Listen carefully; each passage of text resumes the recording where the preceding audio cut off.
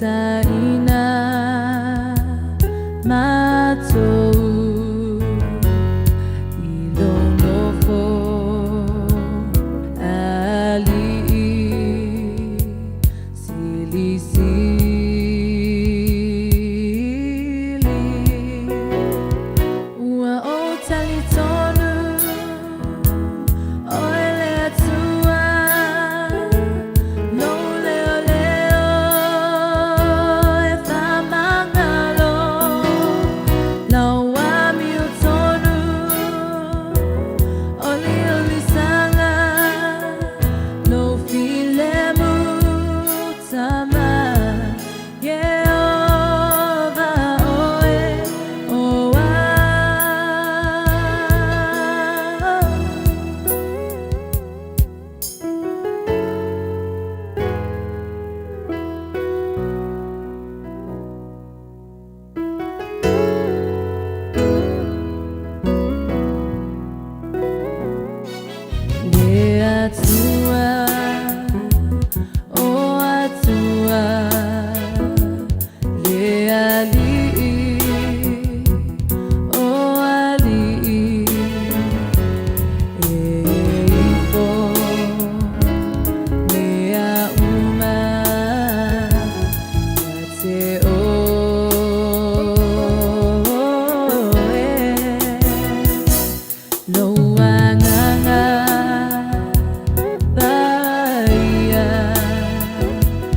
Tay tay na mato no no po aliri sili sili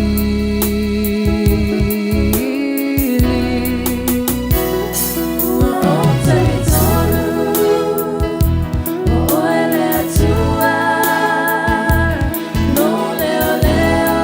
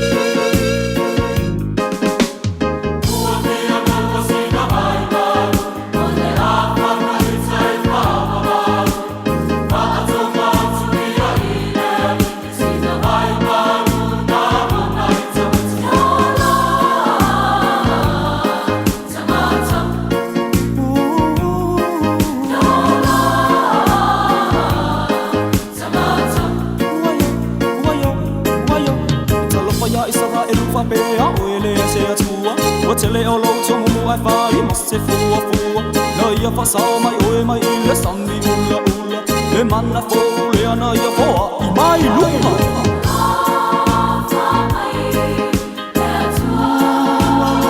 Se ko mari ala kale sia papa tonga ke siana sa mo male pianga saulo fanta le mai ngole pia pi tolo minuto te ale July ondo to to de radio Samoa su lima iba tolo a mo ia wo por te mer tanto sauninga notu lewa ta per mai le sungai le fa pengainga ia la au tanielu mai le kale sia papa tonga ke siana Samoa i Western Spring sungai le fa pengainga ia la au tanielu mai le kane sia papa tonga ke siano Samoa mai i Western Spring. Samoa tunu pele mai ala papa.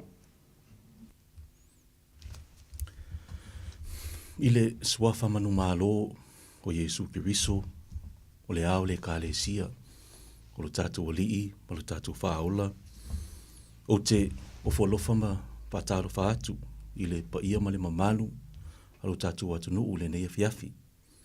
Ai o maia, se o tātou tāpua i atu i le atua.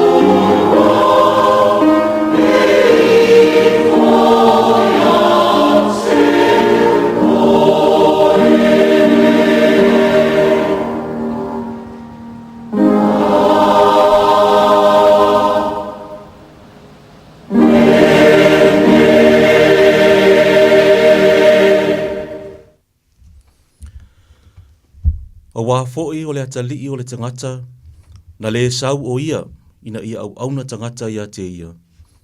Ai peitai i au auna o ia, wa fua ina atulo na ola, o le tongi ola mo tangata i toa tele. O le tatalo mo le nganga pa ia, tata wifo ma tatalo i le atua. Lo mātou tamai o i le langi, ua mai a fo inisio fuafuanga sa fea ngai malo nuu fa apelo e ka lesia. Ai mai se le tāpua inga le tāia o sola. Sa fa manatu ai le tānu umai o lo tala le lei isi o matu watu nuu i Samoa. Fa apele fa ataua ina o tamaa i le nei aso sa. Isi o matu watu nuu nei. Ai o matu toi o mai e fa awau la matu tāpua inga i le nei a fiafi. A fio mai alo wanganga pa ia. Ina ia mawhai o na mātou whai ale nei tāpua inga, i le moni ma le wha maoni lava, ma ia i uai mea uma, i le wha sili sili ina o lo lava vi inga. O no Yesu Keriso lo mātou walii ma le wha aola. Amene. O le vi inga ua saunia.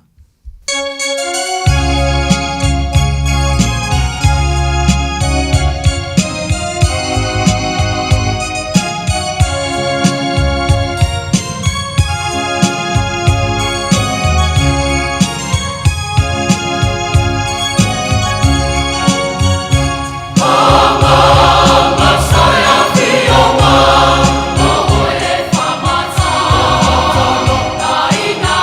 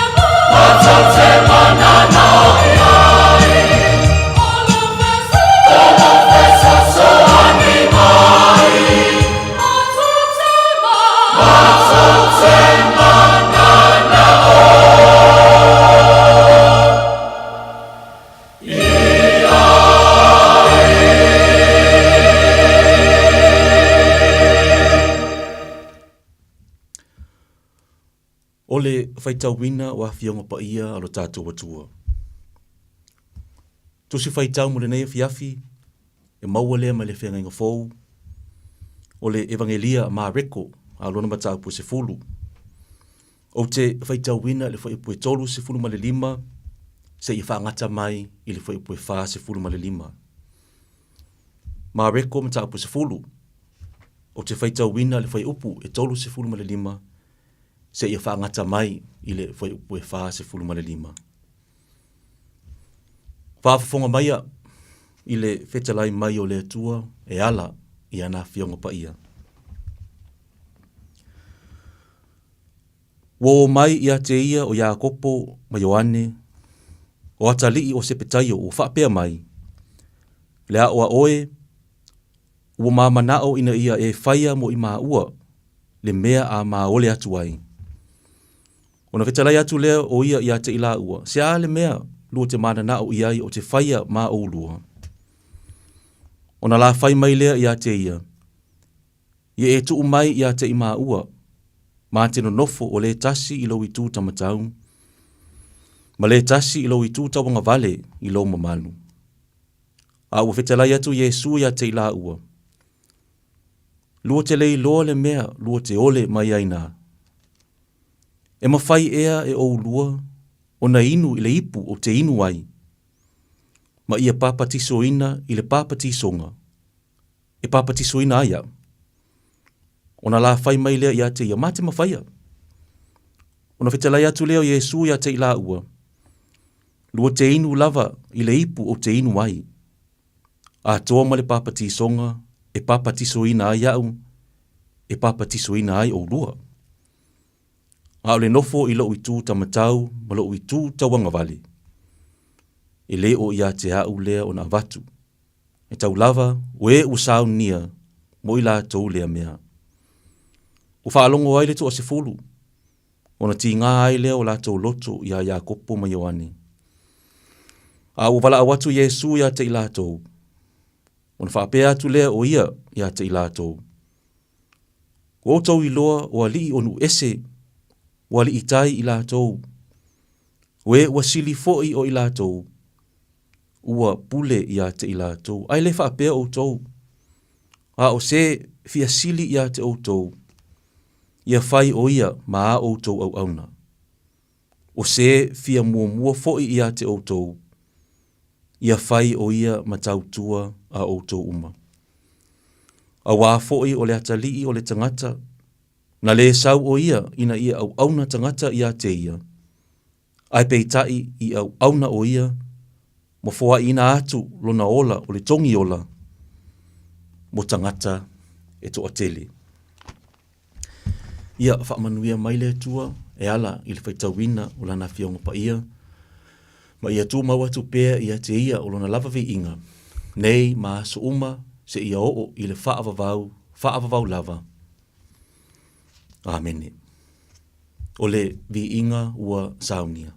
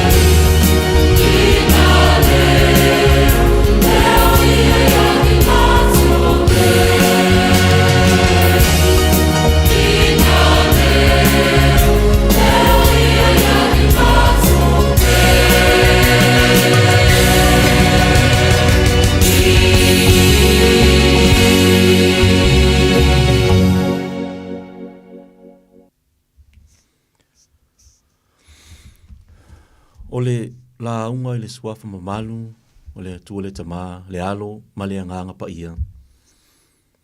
Amene.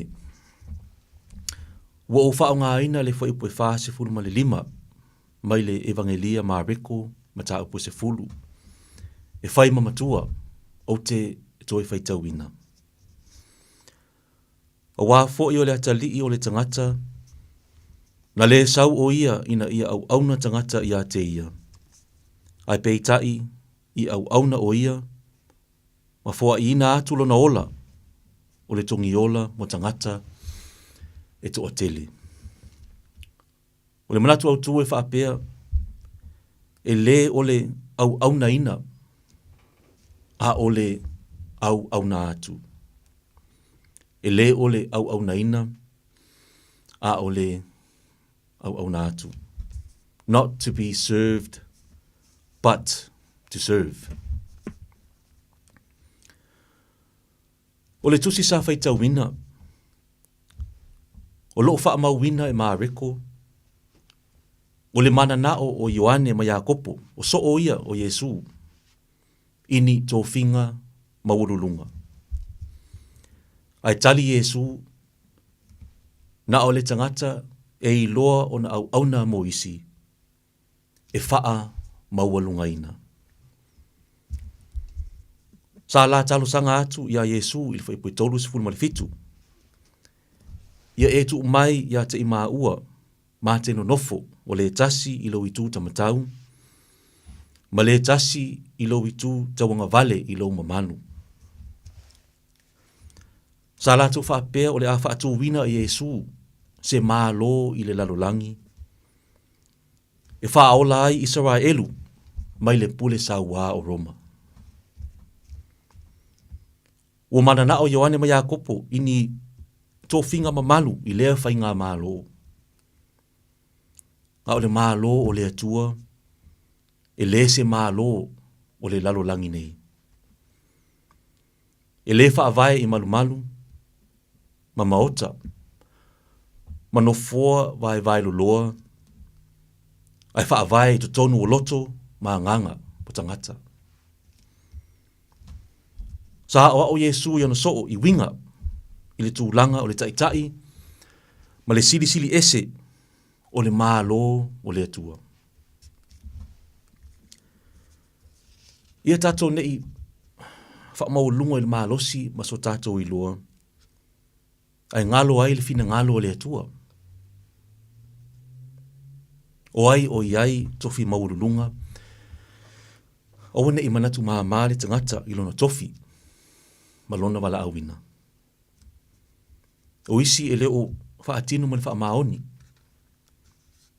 E ti ngāna i loa e iai mea te tau na whai, ai le whaia. Ua ngalo o na alo lofa i tangata. O se wha manatu tā ua lea, mo i tātou uma i le nea fiafi. O a tātou tiu te tau ave uma, ia wha moe ma wha lango i le atua. Ia wha tua ma wha maoni, i ngaluenga uma ua wala awina, ma tō fia ai i tātou. Ia ngalu loi wha atasi. Ia mawhau whaulo loto le tangata lava ia, po o tonu masao, ana ngaluenga. O le tofi e pito i sili o na tā ua, o oe, o le au auna. You are a servant. O le manatu au tū le nea fiafi, e le o le au auna ina, a o le au auna atu. Not to be served, but to serve. O isi tofi ia maurulunga, e tā ua, ai e le tā ua tele. Serve others, tautua, alofa, taitai ma le alofa, tātou uma. O Yesu o le au auna e ao o na whaitaitai ai tangata uma. Sa ia whaalia fo'i luna lotu au auna i ona so. E mangalia Ioane ma tā upu e se fulma le tolu vai pui lima. Ona lilingi lea e ia o le vai i le ipu o mulumulu ai. Ua mulumulu i vai o ona so. After that, he poured water into a basin and began to wash his disciples' feet. O le mulu ia po le fufulu se itulou. O vai o malo yaso ia. O le ngaluenga lea na fai ele au no se fale. I le taimi e taunu u atu waini malo. Na afio mai Yesu o le tupu. Ai na fautua ma poapoai ila na uso. I le matua o le nea fiafi. O le atali o le tangata na le sau o ia ina ia au auna tangata ia te ia. Ai ia au auna o ia. Sa afio mai Yesu i le ala maulalo. Whanau i le fale o manu. Sa ti e ilungo le asini ai le o se kariota. Sa alofa ma fesosoani i tangata maatitiva, ma tangata mamai. Sa mafuta fia bala na uso. Ma sa ao ia te ilatou le tāua o le fai o ilatou ma au auna. Lo tātou nu ue, ia, o wane o tātou pe o Ioane ma Iakopo, e nau ina ia maua ni tofi mawalulunga. Tātou alu le ala maulalo. Tātou whaia le fina ngalo le atua, ai ia whaia ma le wha maoni. Tātou manatua le ngalumenga lofa na whaia e Yesu Kiriso, i lona maliu, malona toi tū manu maalo mai le oti ma le tuunga mau. Ua tātou maua ai le mafutanga mawhanawhana mai ia. Ia te ia le vi inga, le wha manu, ma le wha ne etanga, nei maaso uma se ia o i le wha avavau lava. Amen. O le vi inga ua saunia.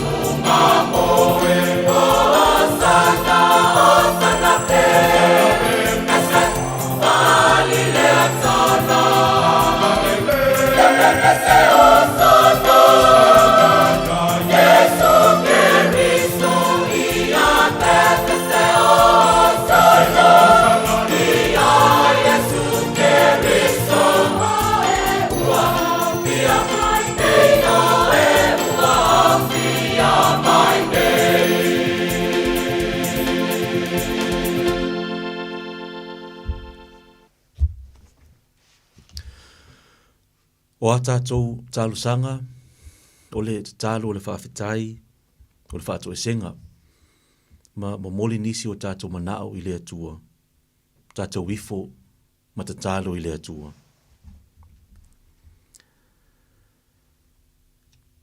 Le atua sili e se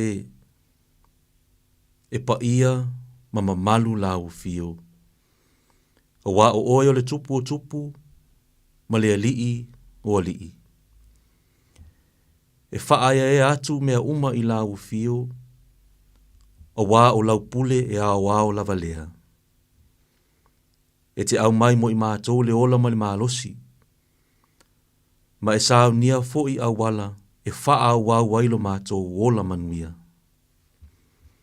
O le mele e te tau wai lava o na mātou whaafitai atu. Ona e tele mele lei o e fōa i mai mo i mātou i aso uma. Whaafitai lo lofa o e toi teita ina mai ai le soifua ma le ola o tangata i le nei afiafi. Ai meise le nei au nanga, o se awa no tā ua, e wha au wai le tāpua inga i la uwhiu. Whaafitai mo mawhitanga fia, whaafetai mo le tamau a inga i mea le tino. E whesosoani i le tele o mana onga i a wha mali e ina. Whaafetai mo awa noa e mafutai ma la uwhiu i lotu, ma mawhitanga wha lea nganga. Ina ia tupu wā tili lo mātou i loa o la uwhiu. Whaafitai mo le ola ma le mālosi wha wina. Ua fua ina mai i lea aso ma lea aso. Whaafitai le li ie i lau tau singa si o mātou atu nuu Samoa. Whaapea le lalolangi atua. Whaafitai mo lau tuspa ia. O le malama lea i o mātou wala uma. Mātou te whaitau ai. Mātou whaalongolongo ai foi. O lo o whai mata i ala. O lo o whai foi ma wha amalosi au i lo mātou wola. Ai sili ai o na mātou whawhitai atu. Ona o lo awina mai o lo walo e avea ma o mātou whaola. O lona tau aveina o a mātou angsala. O ona ti ngā malona maliu i le sātauru. O lona toi tū malana pule whaatupu a toa. Malana mea lofa o lea nganga pa ia. Fisosoani mai i lawa lofa tū noa. Ina ia mawhai ai o na mātou au na atu i la uwhio. Mole vi inga o lo suafa e ala i a Yesu Keriso. Pa mangalo i mātou lo whāna wangsala. Ua mātou to i lalo soo i wha o so songa. Ma ua mātou pā uu atu ai i le angsala. Ua mātou tamu whai, e ola nao i mātou e au noma la ua whio i le lalolangi. Ma ua mātou mo musu ai e avea i mātou ma au whanau. Wa mā ngalo i le mātou le la vāun sai, i le tautuina o lo fina ngalo pa ia. I le mātou le ola whitau siai, a ua whai lava le loto o le tangata, ma manatu ifo i lona lava le lei, ai ngalo ai nisi. Pa mā ngalo i mātou, ona ua le wha ngā ina ma le tatau, me le lei na whaia e ke riso mo le tangata. Se i e sila lofa mai, mātou ole atu ma le nganga wha maulalo, ia e avese ina mātou wangsala. Le atu ai, talia mai la mātou whaato i senga, ma ia toi talia i mātou i le mawhitanga whaatasi ma la uwhio, le tamā, le alo ma le nganga pa ia, ina ia mātou wola ai, i si olanga fōu i a Yesu Keriso. Ua whaanau atu o mātou loto i la uwhio. Se ia lofa, ma whaamanuia mai i la mātou tāpua inga. Mātou te tālo le li ie. Se ia lofa, ma whaamanuia mai i si o mātou atu nuu i Samoa. Whaapea tangata nuu, o loo au mau manonofo i atu nuu i whafo. I le whaamanatu ina ai, o le taunu umai, o le tala le lei i au laufanua i Samoa. Ia whaatu mau wina i finangalo ma loto au tangata. le ola whetau si ai, e manuia ai le ngaluenga, ua tutofi na ai i lātou. Ia le ona upu, a ia ola le whetau si ai, o le tasi i le tasi, e mao popo, ma le lei ai mea uma mātou te whai. Whamanuia mai i le nei polo kalame, i le ofisa ma pūlenga, ai maise o se ala leo mo tangata, e fesoasoani i le ola tau mawhai ai, tutonu o le nei atu nuu. Whamanuia i lo lātou tautua, ma lo lātou au nanga o whaia mo lau o whio. Mātou tu watu iau luma le tupulanga ma le whanau, ia maua lo lātou fia, ia ta pena wha le mawhau i lātou, a wā se lātou lumana i manuia. Wai o whea ngai ma wha noanga i le nea fiafi, ona o ni mawhatianga, o whaafita auli le mawhau, o whaalawe e tele wā whaina ai le soifua ma le ola, o mafutanga ua motusia ono le maliu ma le oti, le tamalo whae, ia wha mawhanaina, ma ia e wha loto tele ina i lātou. Ia mamao pele fili ma le ti Apolo, ono o wha o so songa e a whaina ai le soifuanga, ia tu mau i lau fio lo mātou taritonunga, ina ia manuia le soifua au auna i lau fio ma le tala le lei. I le nei aso, i le whaamanatu ai o le tā aua o ta maa i tutonu o le nei atu nuu. Ia i ailo manuia i ta maa uma o le nei lalo langi. Ia langona ina pea lo lato loto maulalo, o le loto tele, whaatino ai tiutia mawhaiva i tutonu o a inga, nuu ma e ka lesia. O le nei afiafi, ma le nei fo iwa yaso, fuafuanga uma alo atu nuu whaapero e ka lesia, o fe au mga luenga o tiutia mawhaiva, o aunanga ma polakalame maasani, o le whanau i alato wa onga, au wai mai la o fio, ma ia leo ma marutia lo lato wola. Ia a ole nei fo ia fiafi se taimi a mātou mo moi ma malo lo mātou tama. Ia e wha i afuina i mātou lo ia afu le alofa. Ina ia mawhai ona mātou maua si malo longa file mu. A ole manuia ma le file mu mai la au fio le atua le tama. O le alofa sili ese o Yesu Keriso lo mātou o li ma le whaola. Ile ma le maftanga fai pea ma lo lava nganga pa ia. Ia lunga o i mātou umanei, ma le lalolangi atoa, nei maaso uma se ia oo i le whaavavau lava. Amene.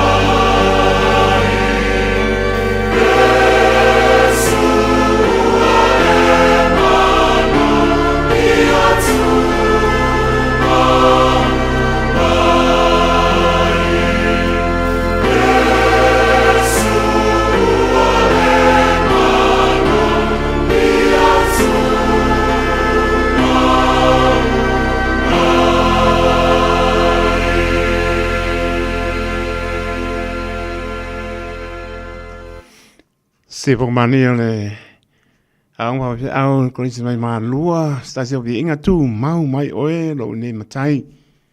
Pa mai atu ai le tato sauninga notu e pe on pa pon manu le sulu e le po e piafi me la no pa tu be la man ne ana leo pai mana ba ngalo lo tato tua e le tu la e ono le piafi ni sio tua sinsina o le lama i manu ta puai le ato to le manosi ya o mo ne noa lo pai po ina ma mai ma lo tu mai ai e manisi po i le mo sa uninga o le ne aso ya le tato lo pa ta se ne piafi o le tai o sa uninga ne piafi o le sunga le papengainga ya la au tanielu o lo ngā lue marpatua ya pa la ninga i le kanisia pa aputonga ke siano sa mo i Western Spring ma mor silpia foi na po silpia foi e manu e kanisia o le ano po le sunga le papengainga pa pe amaro lo ya yo ritana tanielu ma le patua ya lo nise i le sunga le papengainga ya la au sa ngā lue po yo ritana ma lo nise le epaka sai Grelin ya fai po se mano longa pe pa mai le kanisia wao awa fia lava le loto wa ma po le no o ma fai po ma puta le sunga pa penga ya la au tan yelu ko le wa nga lu e fo le kanisia le sa ya Westmere le sa nga lu e fo ya va nga tai ma tua i tai me ya le wa Western Spring e da dono fia lava nga ai ya lo ta po lava le tua tas a ver pa tau bale o nei pai mafonga pa leo le porenga le radio Samoa wa toa ya me sola pa ngong pa ia ne tuo lo pa penao na tau suina le mai o soi fu so sto vine e mo moli atu le nganga pa ma no pa tai la sunga pa penga la out and yelu pa ma no ta pena ma lo sa uni lewa lo sa mai pa pa ia lo ta tua e ana mai lo sunga ne fia fito ma tau vinai le soi fua ma lo tanto vola pa le nganga tanto pia te lia lamba o pionga pa ia lo tanto tua sulu yo tanto vai o ma lamba yo tanto wala pa te mo nei la lei o pai foi ona ya tu mai lo au bani ho pa ia mo manu ia so sani foi nei fanga no tu pero non fai tu le tongia le radio Samoa to tau tinga la apostolo Paulo le se me fa le nga lo to tau tinga i le nga venga ne tu ai lo tu fo langi ya to nga venga for le tala le su ke riso mo ni nga mo ya mo ma lo ma to fa ma lo ma fa tai ma lo ma tu mai te fo ni se fo fanga le kalesia ya fa no ala ma lo taimi ele ne fo ya piafi so ni mai tato fa nga no tu ya alo fangia le li ya tu mau pena na pa unga ya lo ma to ya pa ninga ya me sole kalesia e pa ka sai Western Spring o lo nga lu ai ya mo le lu so i fo mo le tino city le nganga ya me sole fa tu mo le tu le fo ino le tala le a pon por clame se lo kalesia lo ma mau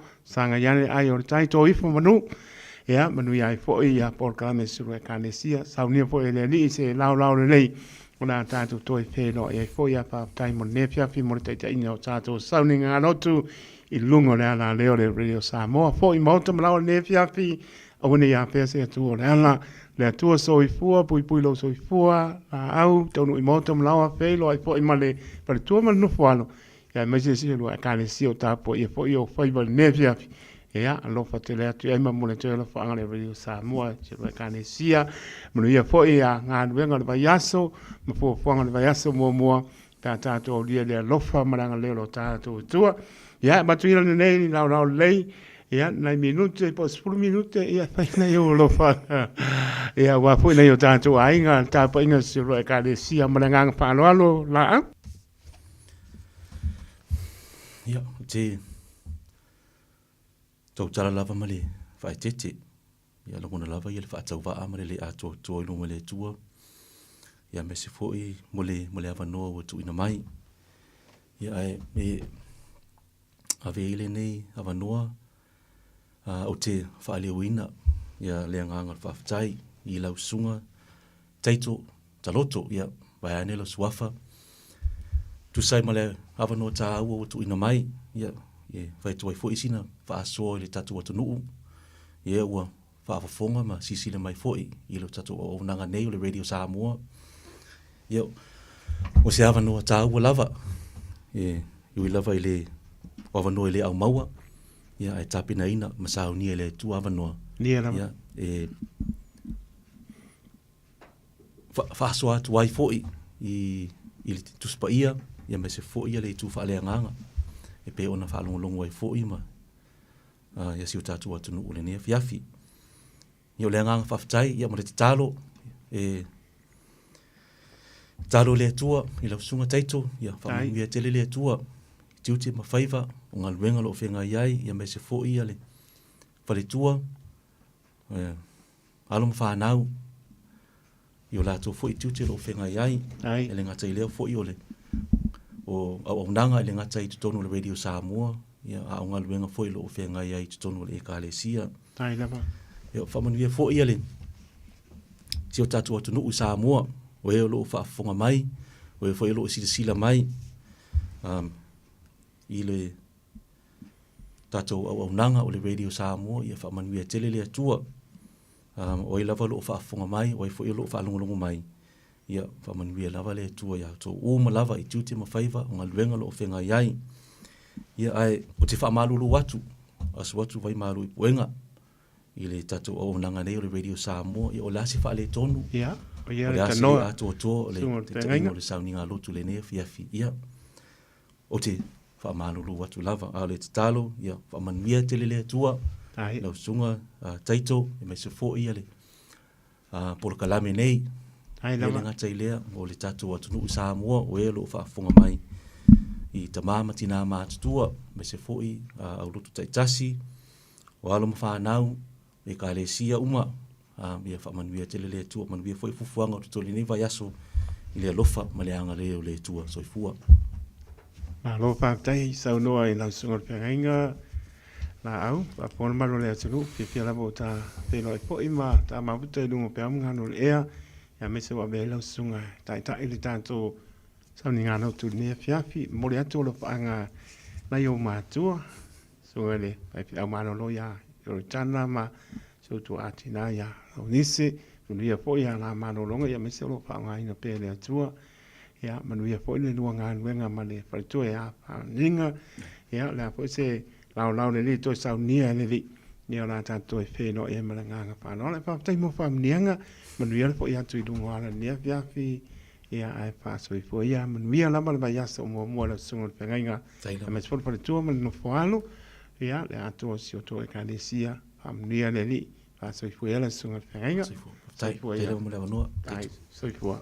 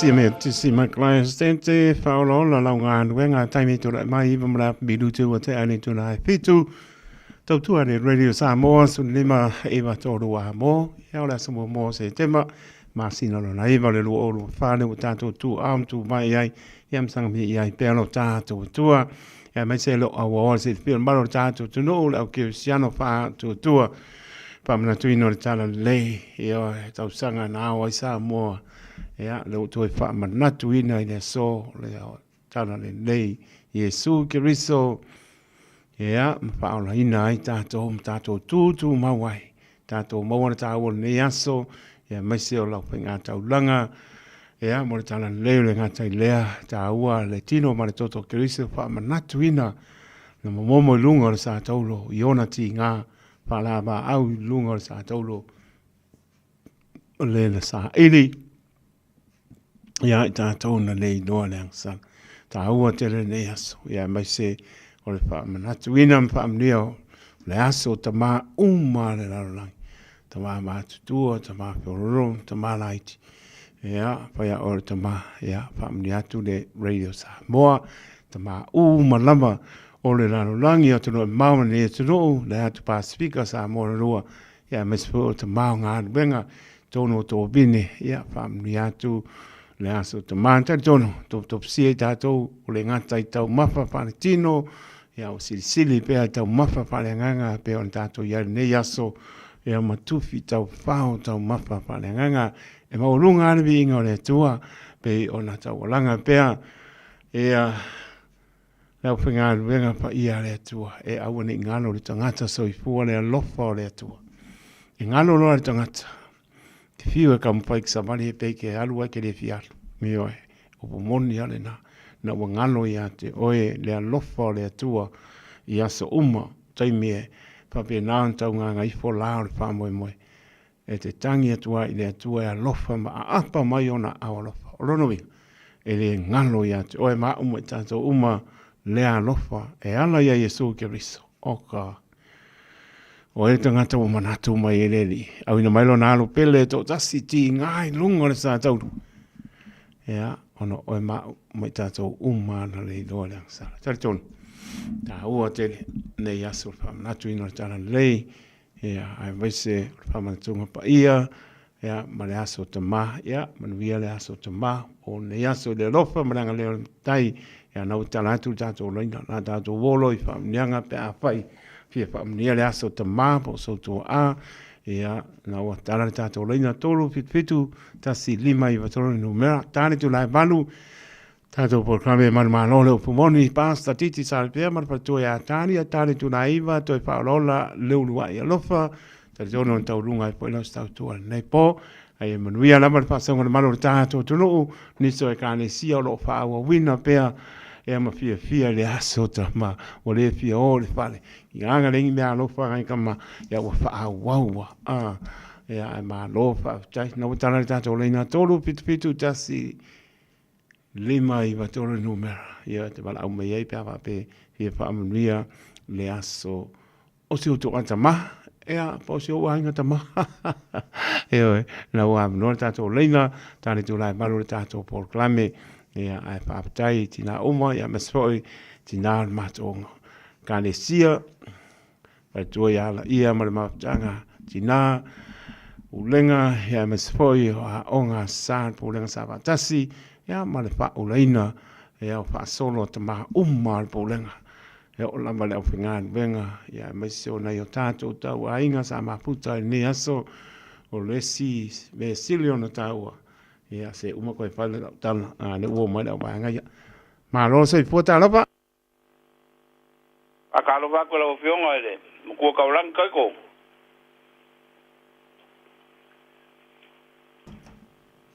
pa mangwela so ka mai la fionga ia pa tai lapa ia mo ta no mo le foi na yo lo fanga o fionga le au ia we ang o ka u fai ule aso ka ma ia pa mangwela ko la so ka mai a ke o ko ra fanga foi manga runga la so ka au no la de ka o se ngo se si ke u le ka o le ngo le si ngai ka le a ka Sa o nei, Ia fa mangia ku ma fa mangia nge va ku kama mala vo sio mako ainga amaka ma ingvika ko se kau mai apno la fia ma ya kama ia lenga ka wo ile kama o e masangi o e wo mai masangi mai se ainga ku oi ia makama ma le ki o fia ma fa mangia nga aro fungia le kualo ko usu ala usu ka au nga fo sui ka ko pokala me ka ko ia se mai ka wa kur ka po af sui ingol ka ko pokala ia nga ku la nga sui au pokala masania pokala masania ia ai alo fungia le kualo pokala me ia ai winga ia ka di wa ku ainga pero markinga ai ia wa ke longa sole ai po kumusa container ia o me alo fa ia ngala ko la fala la tumbu al container de kai kai afa ia ai le o nga o kumu container ya misamo pele ia e chao o de o kumu container la ave fa ka al fidi market pare so para tu ya lili ya fa ka kere kai ko mo wa ngo fa mo le ko la o fio ma ai tu ya lili lo fa fo e pa tu fo se la luma so fo ia la fo yo lua ma tu mo via fo po pa tai mo fanga le au so fo ia so fo ia fo mo le mo tau mai tano pa o moi ia o le si lenga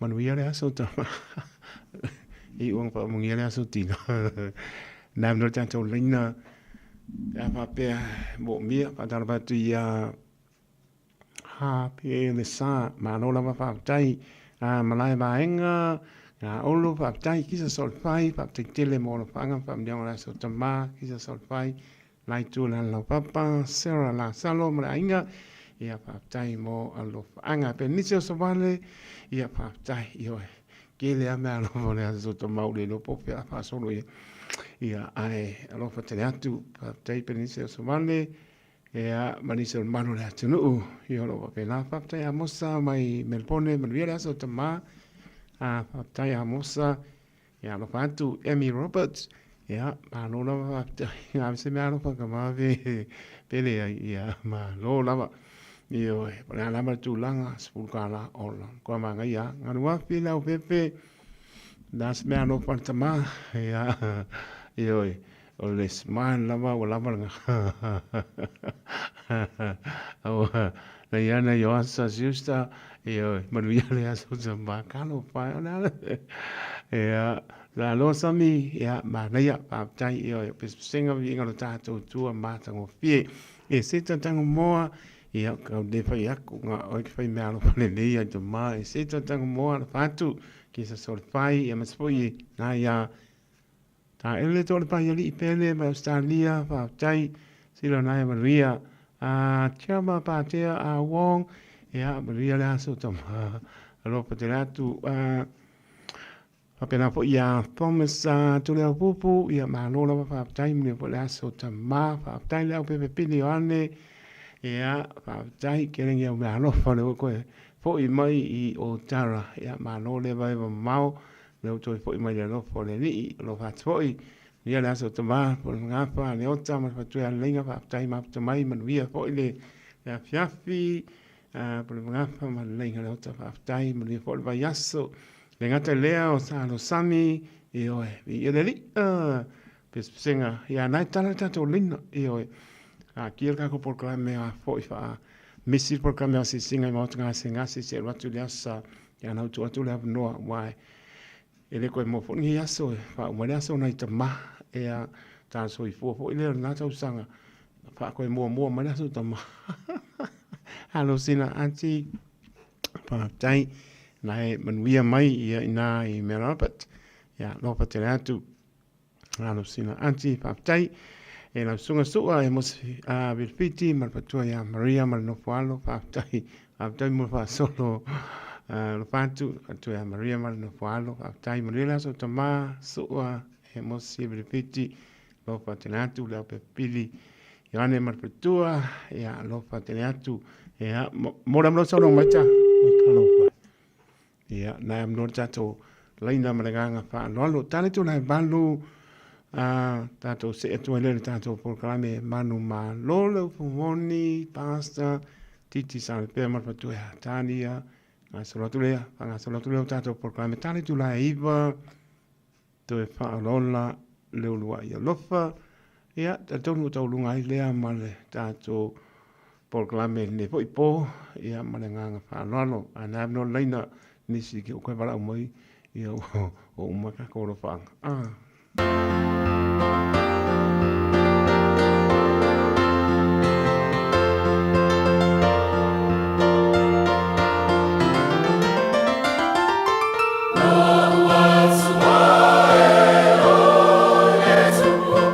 It's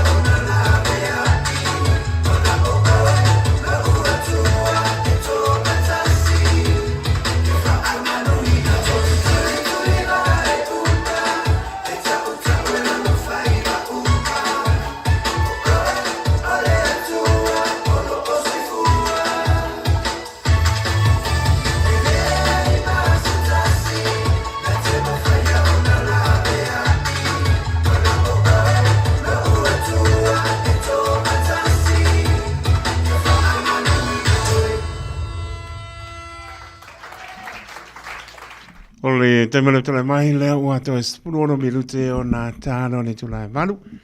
Tāno malu o tātou porklame man mano le upumone tātono lo mnien mano o tātou. Tulu. Tāno batu ia pasia Mikaele mele hainga pa aptai maptu mai mele lea so te maa. Mole mole ala whaanga sunga ya sua e mosi berpiti marpato ya Maria. Na i o lato mātua whaane nganga. Sunga papenganga ya Alosio Mikaele marpato ya Maitoa. E paka asa i papukura. Pe po sunga to ina ya mapatanga pa leo ngā marpato ya la ia. Ya meso leo pungolong pa ia le tua. Sunga i papenganga. O lato paratua. Sunga ya o am paratua. Tuma umalawa o tātou pulenga.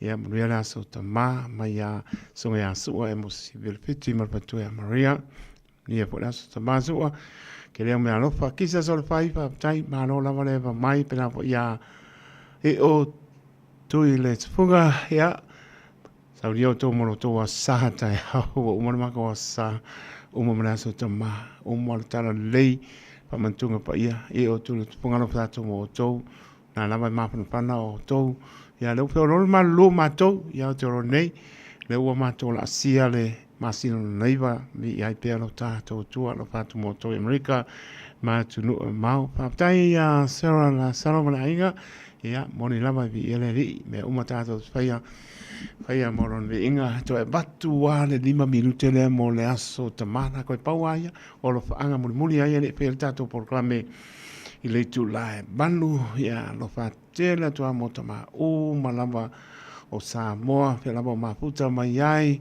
ya o atunu o mamao ya malne po etunu o la Pasifika Samoa loa ya lo fa tele atu tama uma mai se tama uma se mato no sa tu i maro filofia pe po ya mai lima tama uma lama Samoa ya lo fa tele atu moto manuia le aso tama ya no tala tato le mo le si fa 5 minute le amna tu tato proclame manu maro moni mananga pa lono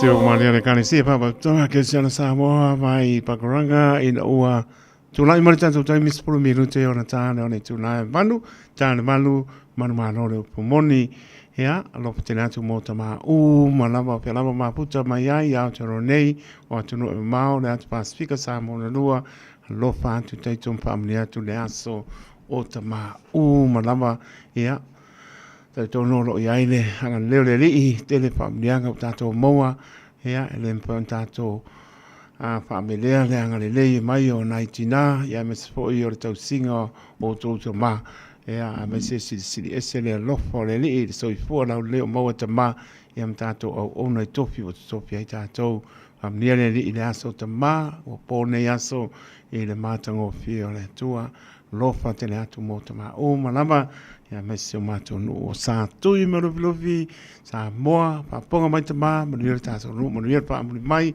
mes fo yo atu mau lo fa te atu ya mes fo ya ma o le pulenga au kilani ya lo fa te atu ya ma lo nga lu e tono to bine to suina vai o so fo wani nganga mo ia ma lo fa te atu mo to su pa penga ngam patua su me au patua Pionga te ako nung paritua pulenga, ia manuia le aso, ta maa kele ko me alofa, ia maise watu e alofa anga waptua, si o ta maa pane nganga sunga to ina e maaptanga pane, o ngā, ia manuia tele, ngā ruenga o lua, tai matani iai te ino tato ngā ruenga, manuia tele le aso ta maa, sunga to ina maaptanga, tai mo le, ngā ruenga mai le aso maise o sa, mo tato whainga notu le ngā taidunga le YouTube, channel ia mo sa le tula sutasi ia au te mio tato so ngarotu ia mes fo pa ma vai to e foi ile te ma no lo pensone ia fon fili to mata mar fa to ia to lua le ngalo ne yaso tolu sutasi to sanga ngano lue ia le ua ha e ma lo no faiva fo ilvi inga ile tua matul fa ma lo te ma le pulenga ia mese o uso o ona le tala le lei ia wa moli atu ai ma lo te akono ma tanga tinai ona yalom pa nau ma lo le to le ngan wenga le wa e ma lo no faiva la sunga le fa pengai nga pon fili ma pertua ya to lua to mata tolu su tasi to sanga lu fa pale le manuai le su to suina le mai o soifua ia wania nganga mo ia ma no o te tautana so i le upu lea, o au anga anuenga, o le upu le tuspaia, o au anga anuenga e muli a te oi. Whaingtane tato whaamawanga napi le tala ina o le whiangainga o masio koe kane sia, e paka asa, apa wina i ranui, ia maiso ainga na lua sa patisiai, ia maiso le tato maputanga e le sori manu, le e paka asa i wuri, o se maputanga i loi mata, ona o le whaingata, ona whaamawai awilea, Seisi pasi no manga o lau sunga. Te maa pensone, fono fili, to mata marfatua, ia to lua, ua maa lo le toa, whaaptai, mo le ngā nuenga, le whaarongolongo ti ngā, e le manu lua le po, la ina le au, tau mwhai lama le ngā nuenga, pe to tasi, pe to lua, pe to tono, talenga le li, o te iate o tau, ia so uma e o ngā tala. O ia manuia pe on famili atu te mal pulenga sunga to ina ma tanga pa le nga pa tu ala ia mese o uso au ona sunga i fa pe ngai nga pa tu au pe nga benga atoa le pulenga ia o manuia le ase si pa si manga tanto te pero pe lo fa te atu sunga pensone te ma lo mai nga benga le tu sanga nuai ia ma no tau ma lo faiva o manuia lo fa te atu la sunga por fili ya malparetua ya tolua male no foano ya sisi fasil manga se me to nganu ai lo fa nga ina pele lo so fua lo fa te atu pese le motoma o malama mai se la pangalo pa ia le tua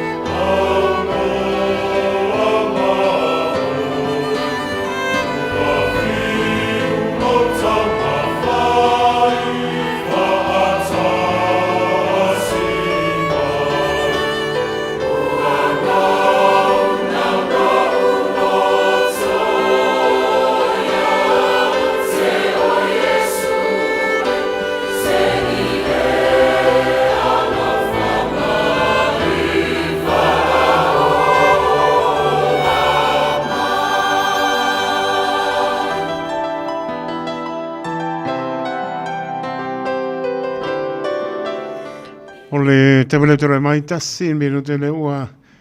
Te le tulai malu tau tua le Radio Samoa su lima eva toru a mo pap tai tēne lama te mali i Britain mo lo whaanga e masfoi i o tui le tupunga mai Amerika le ngata lea o Sarah la Salo pap tai tēne lama mo lo whaanga i oe. Sa kongu mano loa ai le ai i oe. Ngā lue manu o ao mana pou mano lo i oe. Le au mo singa u me ano fora pankeke anga maua ia sauno la ko ka wang penga nga tau tuaro tau pa ia mano tau manu ai pa tai mo fa anga manu le tulu lewa ta pe mai ia pasta titi sal pe mar per tu ya tani el tato proclame le manu malo le pumoni e manu tu le tu la manu le sani a do le sa mo mo pe au le nga le o le ri ia wa mata spuru mana nga pa no lo smelo pa po sa mo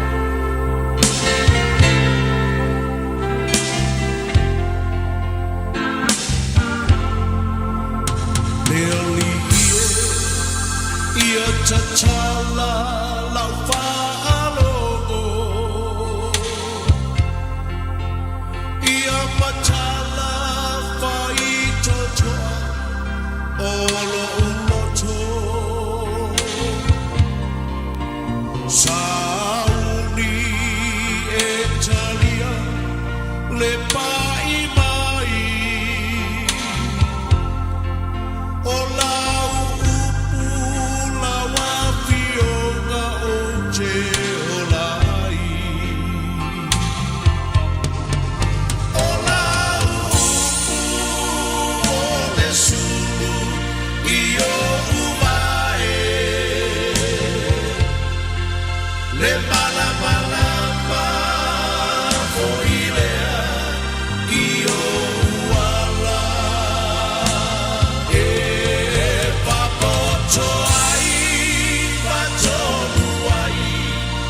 soy puanga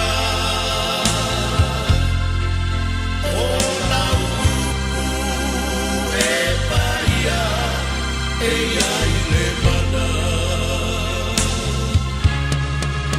wa o falo ile upu mai lo fofonga le alie ua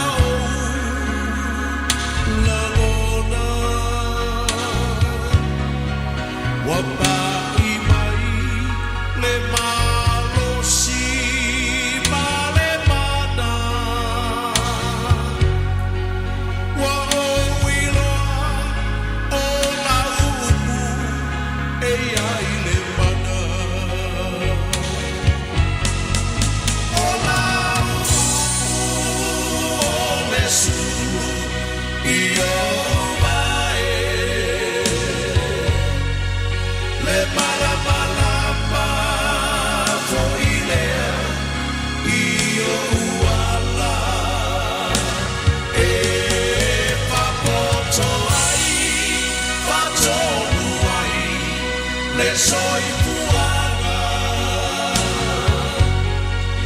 ola upu e paia e ai le mana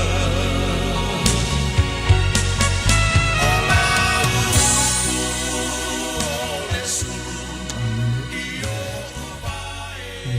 Praise the Lord. Hallelujah. We worship you, Father. We worship you, Lord. Hallelujah. You alone, you are worthy to be praised. Hallelujah, hallelujah, hallelujah. Hallelujah. Eleia shishi tutu samala wa fiutama. Amen. Praise God. Eia masetashi. E wiana to te le ua ta ua atua o le nei o langa. Le nei lalo langi. Awana o la ua fio le tua moni e to tansi. Amen. Le pule awao me umalava. Hallelujah. Mai le vavau e o le whavavau. Praise God. O le tua matautia. Shiri e sepa ia la ua fio tamau le tua mia tonu. Hallelujah. O le tua lofa malofa muti vale te ngese lo to sa. Praise God. Fa manuina lo sua fa manu malo tama. Hallelujah. Le no si fenga inga maperamo la ua fio Isako Iakopo. Amen. E fatanga ina Israelu e vea monu. E valawina foi la tau e vea ma. Le ngata nu ia tau e tama. E vea la ua fio matua ia te la tau. Amen. Whawhitai. Awa o me lau pulu so soni lo nganga pa i ele ngata ia i lanto. Ino whatau nu ulungo le santa ulo. Hallelujah. Mo wei lewa no le nu e se tapua i sa loto. Tapua i male mauti noa, tapua i male loto e whamaulalo. Le pulenga ue fwa i a maisha leo la fatu tua i ate o Yesu o la upumoni. Amen. Praise God. Le aula ua fio le kalesia. E alo i lo alo pele.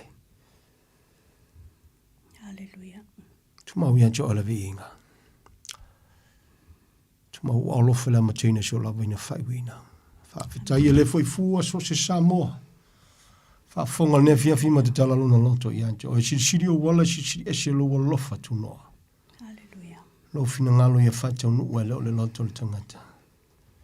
Ngona le mawhana o le loto, ye o le a e whai wawenga i o lato, o langa misi o lato loto e ala i laupu moni. Mo lo malo. Mo lo vi inga ngati le whatau wa au me whengaruenga. Whawhetai. Alai lo walo pelo Yesu te talo, au le whawhetai te ale. Hallelujah. We worship you, Lord. Wonderful Savior. Amen and amen in Chaya. Mighty Praise name, God. Jesus, we Hallelujah. pray. Amen. Praise God. Hallelujah. Hallelujah. Hallelujah.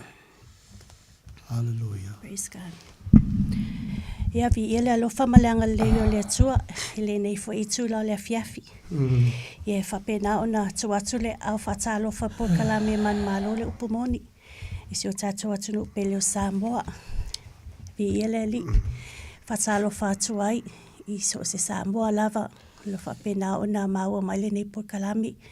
Ata lea susunga whawhiangainga mo lātou whaitua. So se taitai foi, so se tovine e whapena ona whatalo whātu por kalami. Whatalo whātu foi tātou viewers ia malunga foi le YouTube, whapele Facebook. Whatalo whātu. Whatalo whātu foi so se tasi lava lo whapena ona whamanu e ina loto. Lono whatapua e foi. O le nei por kalame ia wā foi le whaonga aina lau au na whatau waa ia titi salpea. Le upu forfola le atua. Whaftai lava le no talo. Vi ia tama. Ia e te whatalo whatu fole au na ia taito. Whapena matunga lue nea fiafi. Whamanu ia tele le atua e lau sunga ma le ainga ma lo lava le whamalo si le a fiafi ma le a fiafi. O te whatalo whatu foi i le auso nea fiafi sunga whawhiangainga. Whaitua whapele auso. Australia, Samoa ia, whapea foi New Zealand nei. Praise the Lord. Praise the Malo Lord. lava le ono sai, malo le folau, malo le no fotalo, malo le alo lofa i le atua, manan finangalo. Vi ia tama, ia la sisa fatalo fanea fiafi, ia le sunga foi taitai. Ia po se au na foi fatau va aia titi salpea, o ia le avia ma fea nea fiafi. Ia vi le li fatalo fai lau sunga. E wi lava whatau wa alau sunga li wa ia tangata. Vi ia tama ai olo alo whangia lava alau sunga. Ai mai se lava li fisosoani o le angang pa ia. So se taimi lava i whapena o na whaonga aina i lo tangata e. Fula le upumoni mai le fionga pa ia le atua. Ia whamanu ia tele le atua i lau sunga ia wa fula upufula ni a fiafi. Whamanu ia fole whafonga si o tātou atunu pele o Samoa. Ile swafa whapele o Yesu. Praise God. Hallelujah. Amen. Amen. Amen. Talofa my dear. It's an honor to serve the Lord. Amen. Praise Under God. His grace and His grace alone. Amen. And that's where I'd rather be. Au yele fasoa siau pele le ne fiafi.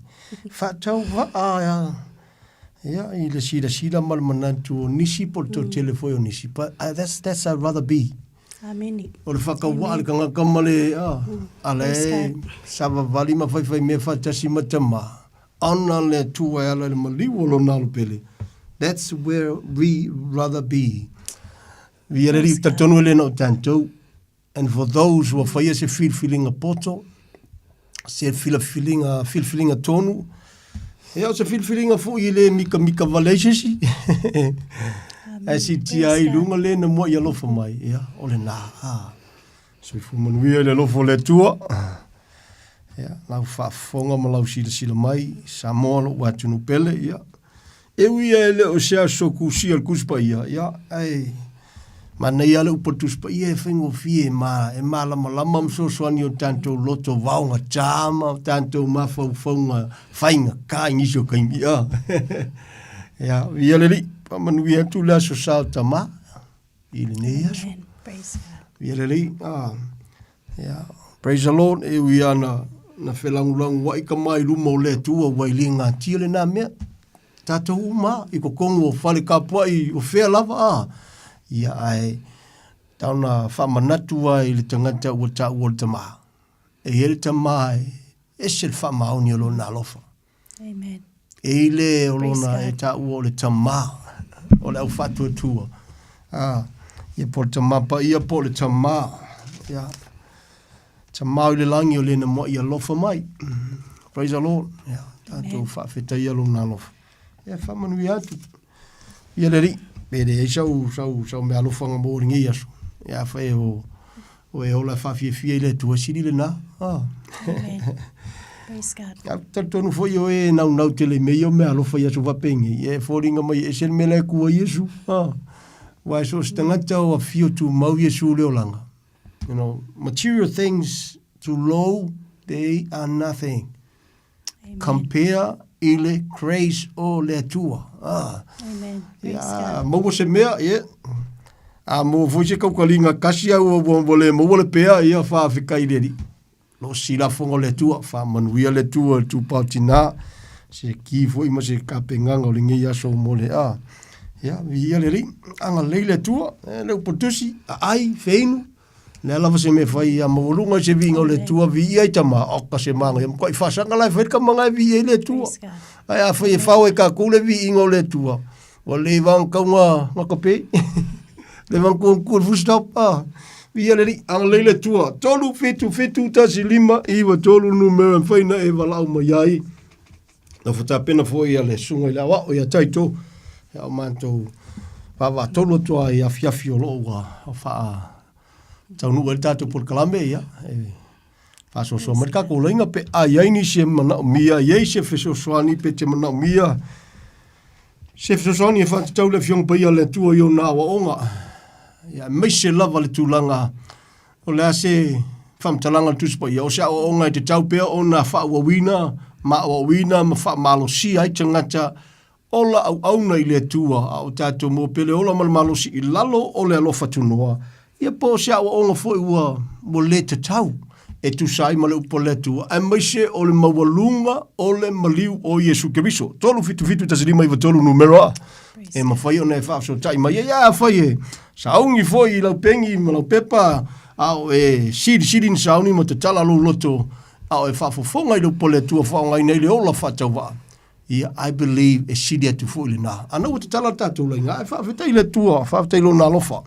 fa fitai lo nang le rei o lo au pe malu se fam talanga le matau ti o le lofo le tua you know we le praise the Lord ole glory hallelujah e le fam talanga ve mertu se yoni sa tama fo yone fa matala ni upu ma fa pela na fam talanga fa fe na fe mai che lofo le tua che le ovaia ai te le mawhaina e alofa te ngatene o tafa. Pia le li. I le awa onga ma le whaitau a le tangata e mesel whi au lo tamu whaio ane mamori le teimi. Whaitau wa ili tangata soifua. Pia le li. Praise the Lord. I le tūlanga. Hallelujah. o le tangata soifua, it shouldn't be e le te tau ona avea o se enemy. I le si tangata. Via le li. Pe ke lua ainga, pe ko ke ngupe ke le lope, e se foi le kungu sa wai. Simply because of what? O tantou o tangata o ta ua tuspa ia ua. Without hope. I le polkalame le tua. A meise lava ina ua o si whenga le tua mai se la e lu. A mata mai lava ia pera amo ia. Whale kungu, no, lesi ka kou. E na wola le polkalame le tua, whailo nalo pele whataunu ilungo le santaulu. Le winga nal whamtalanga. There's no, eri se avano, eri se au ngā, eri se teimi, pe o ka kou I o fiki o whea o. E tasi al tali o tātou uma. Only Jesus that was crucified and him alone. Amen. Ala winga nal whamtalanga. Na tala la ia mai whaafufonga e whaasoa ai au nei le telo teimi. Pe se iwa tala noa le mele, I la whawhenga wheme ke alo whaile tua ke le oilo aku, angai kei kai lo uso. Ai se I e whaafufonga se I okwa kusika mai mele, mo tātou, ave mo aso tamafo le nei aso maa, atono tele whi au na tauwalanga ina, tu loa sa mua ma lau whaafufonga, o le whi au makango fie, ia ma le whi au fo I e umangi e leise mea o ngā lau whaafufonga nga mawai, la lava si sila fonga o le tua, e le pepelo le tusi pa ia, praise the Lord. Hallelujah. Mana ia lava wha malo se paulo ma tu te le pei o le to te le we wha filungia le fionga pa ia le tua. Toi pai mele au ilo whamtalanga. Te mua tu le ne fiafi. Ma malo se l'apostolo o Ione. Whemai ai o le fatu na fifi te tonu le mena. Faisi whaftai a whaim whama lalo le loto ina ua tala man ngalua le ngango le tua ilo matau tia le mele a fifi e te tonu a. Whemai le upuntam whai Ione wha malam lamai te ngata ono le tua ilo na lofa. E le fina ngalo lava whano se tasi whemai, whawhenga e lofa. Whawhenga e lofa I le tua, ke le lofa kankanga o kawha, le tua ke le iloa o kankanga o kawha ke sida kua makau ilo vai. Ke lako le si kemi e kausulu vai, Ne, e whemai le whamalo sina Ione. Ai o le whi au matau tia nai a fifi to tonu Samoa. Ke e whawhonga matatoa. Te whamatala le whi au lena. Hallelujah. You know why leina whaingatana e lofa. I le tangata le iau au tafa. Langa te le olofa moni I le atua. Amen. Na koe laku. E le ngau le uso e apala I le whiau lea. E o ai louto lua, o le vā mātua I whanau I mātua, o le vā o le whaiwhiau le kalesia, e kalesia le whaiwhiau, you name it. I o ngā piko uma.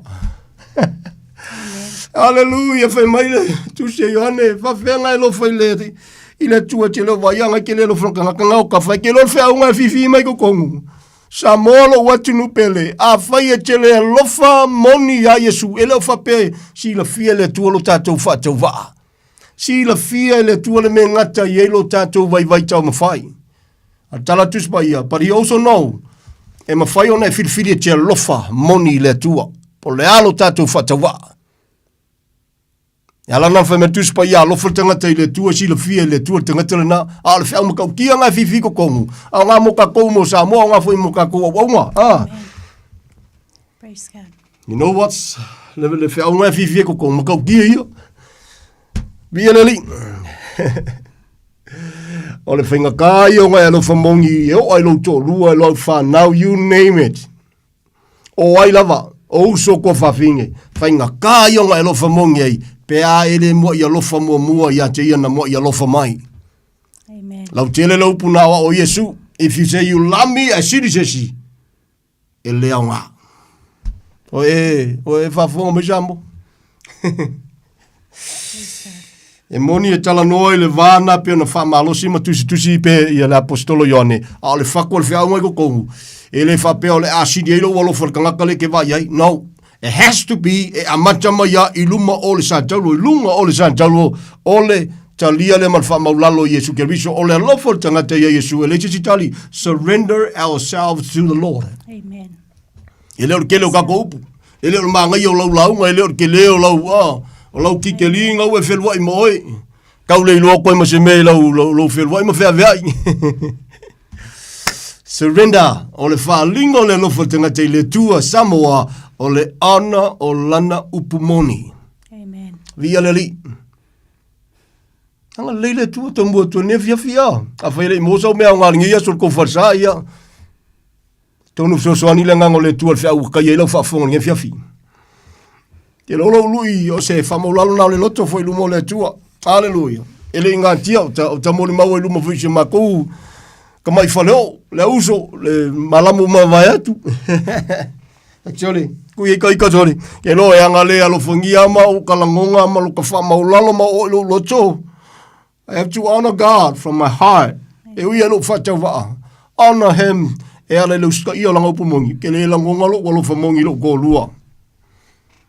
E whangau. Le uso. Pretty much to everybody. E whaisio ngongo si mea nga. E whafonga mai sea wauna nefiafi. A le moni lo walo whaia Yesu. Se tu loa o le. E kele anga kalau nguko kako alofa. Po waka ko upu so mali e kala ngoa I whaifeau I e kale siama and all that. Po wai lava po matua even po wai lava po le makai. A e le alofa mai mo I alofa I le tua. Mai lo loto. O le alofa kako le alufa pea. Se tu loa, ia weke ika. E le real. Amen. Praise God. Amen. We worship you, Lord. We worship you, Lord. No wonder why. Samoa. No wonder why fe mai a, fe langu wai me ngo anga sala, fe mai kuspaia, a fia mai le anga pa ia, le tua reveal le anga sala, ua makai makaukia I lumo tama, fe mai a, ole le fatua tua ia Yesu Keriso. Amen. Me wingaka ke alofa ia mongi alofo whaife au ia tulo. A tonu le malama le teno whaife au kelo kai o I kalasia. E leo loku uma. Ai ole menga alenga. Awa o se seinga makau alanga se seinga lupo le tua. Anga mongi. A tonu le malama. But most of them ole le moni ole lofo I le tua alenga. Whapolonga ngai kangaka. O e malama so le kau makare kau kangaka. O Yesu ele eisianga sala sa umalingi lona toto ina ia sa loto oe. And who? O ai tatou. Se tuloa usua wauna. O ai tatou levo kako waunga. Kako ki koe whapolonga inga se sipe whangalkus pa Yesu engi me kako ke mga oe. Who are we? Hallelujah. Ta lofa ia Yesu ele eisianga sala. No wonder why e fe mai e whekangisi aku. Israelu e fe mai a ei. Don't cry for me. Cry for you. Wesia. O lo si sila fafonga o le tua. He took that place on our behalf. Why? O lona fina ngalo ia wane whano se tasha na o ia Israelu. E ui o le nu o tau o le nu o le tua. Fe melo po Yesu o le mele tupulungo santa ro. Malie o le Israelu. E le mawhainga e alua I lalo le oe o le Israelu ke sawai. E ui mai lalo sa kaulu. E ui mai a ke riso Yesu. Ai whaitau pe te su e se. Tele lau tangata e peru tangata Israelu teminei. They don't even believe. They heard about Jesus and they don't even want to know. Whamelwham kalanga o se somebody here. Somebody that came and he claimed like he's the son of God and that. Whawhikai le li ua ikanga ka Israelu whaolainga. O le toa tele o latou ua wha maaina o latou loto. Wha kawaso o le lako vai, wha kukuri le lako whalongo. Wha wheu o lako kalinga. Ai sea o le lofo le tua ia Samoa, tātou tala no Samoa, e lenga o Samoa ngu ese, ka kou Samoa le kalango kolpol kalame Samoa. Amen. Hallelujah, hallelujah, ale fau alofa mai le tua, e ala le mariu olo nalpele, ai koe whapolonga le singu ese, koe su e mea le si whaife au, ngai ka ngaka ka alofae, ka kou kai, so called kai. Hallelujah, so le ka kau. Amen. O e langona e ka ngakale ka ol ka ngaka nga sau Yesu whasa tauaina. O su e ka ko mea sole se. Hallelujah, hallelujah. Ka wawai aku malkoko, listen, na ole tau ole no ka le sia ka kong foi ola a kong ke laka lo sila fia. Ka ele mamau ke lenga fa u se kasio kai u se kasio e ka le sia Samoa. You know it hurts le loto, you know e pe e fie fai me mali e. But the truth of the matter is, e leo Yesu la ngona e lofa moni le tua in ora ina ia vem whamonianga mo te ngata. Ese ale me ngole. Hallelujah, Lord. O seanga waa foilia. E la folo punana la ngona ia luta lofa i le tua lofa i tangata lofa foi lau sunga le. Le nga fai fa unga suri ai. Ia le li. Praise the Lord langa le oka ko por ko kelo le kalesia po lea e le o. Kasial awala i le langi. And there's only one true way. Amen. The truth and the life is only Jesus and Jesus alone that was crucified. Praise God. Ala winga famtalanga. Pi fai me maria fai mai afale kongu ia. Blame this, blame him. Ala mea le inga e alu e oso lunga fua pea fai e kele la ngonga me ngo le ola au aunga. You took that place. Yeah. Anga le leile tu ia te talo forto telo tanga tole le mamlama. Pe ua sa ua alu ia anga le lua luma fie akai.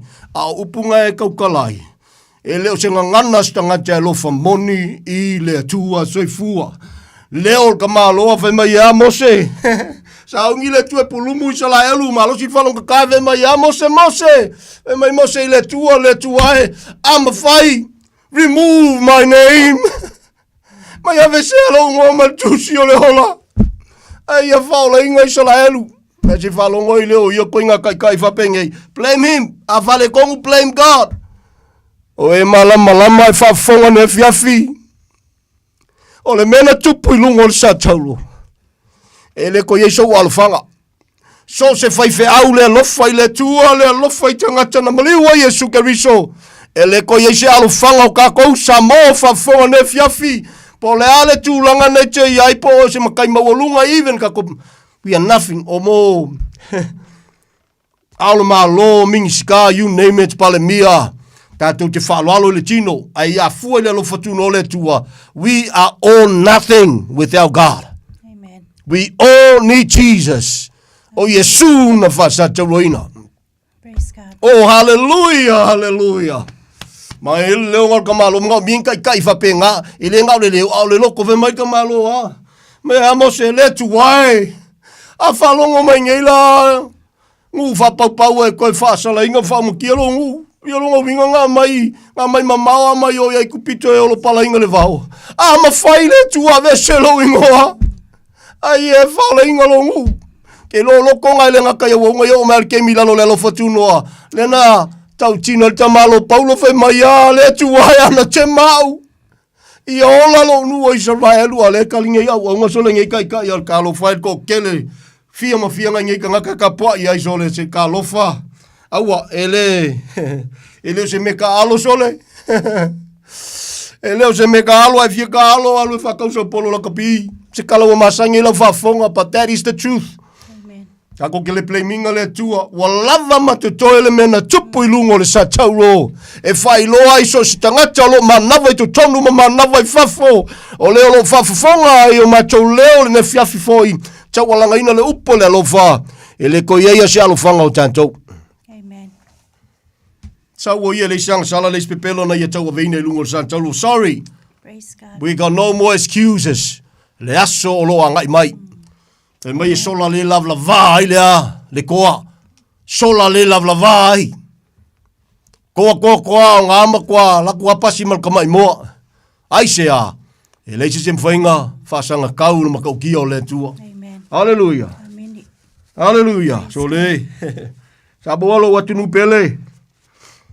O whafonga ni amu ia oe pa whai oe tu lai whai oe se awauna se tu lopo oe fo se matai ta ua ai atu oe lola mai Yesu te ana mai ola mai matau mai whamoe moe mai mita ia veo e ma se a veo se makai e makau le tua ma a tala noi le lofo le tua e kongo so kongu so ko wala la whanga oka se maa ngaia ai a whainga le sua ai o mea ma whapeilanga ole lo kupuanga lea ole a lea ma walunga i le mea lea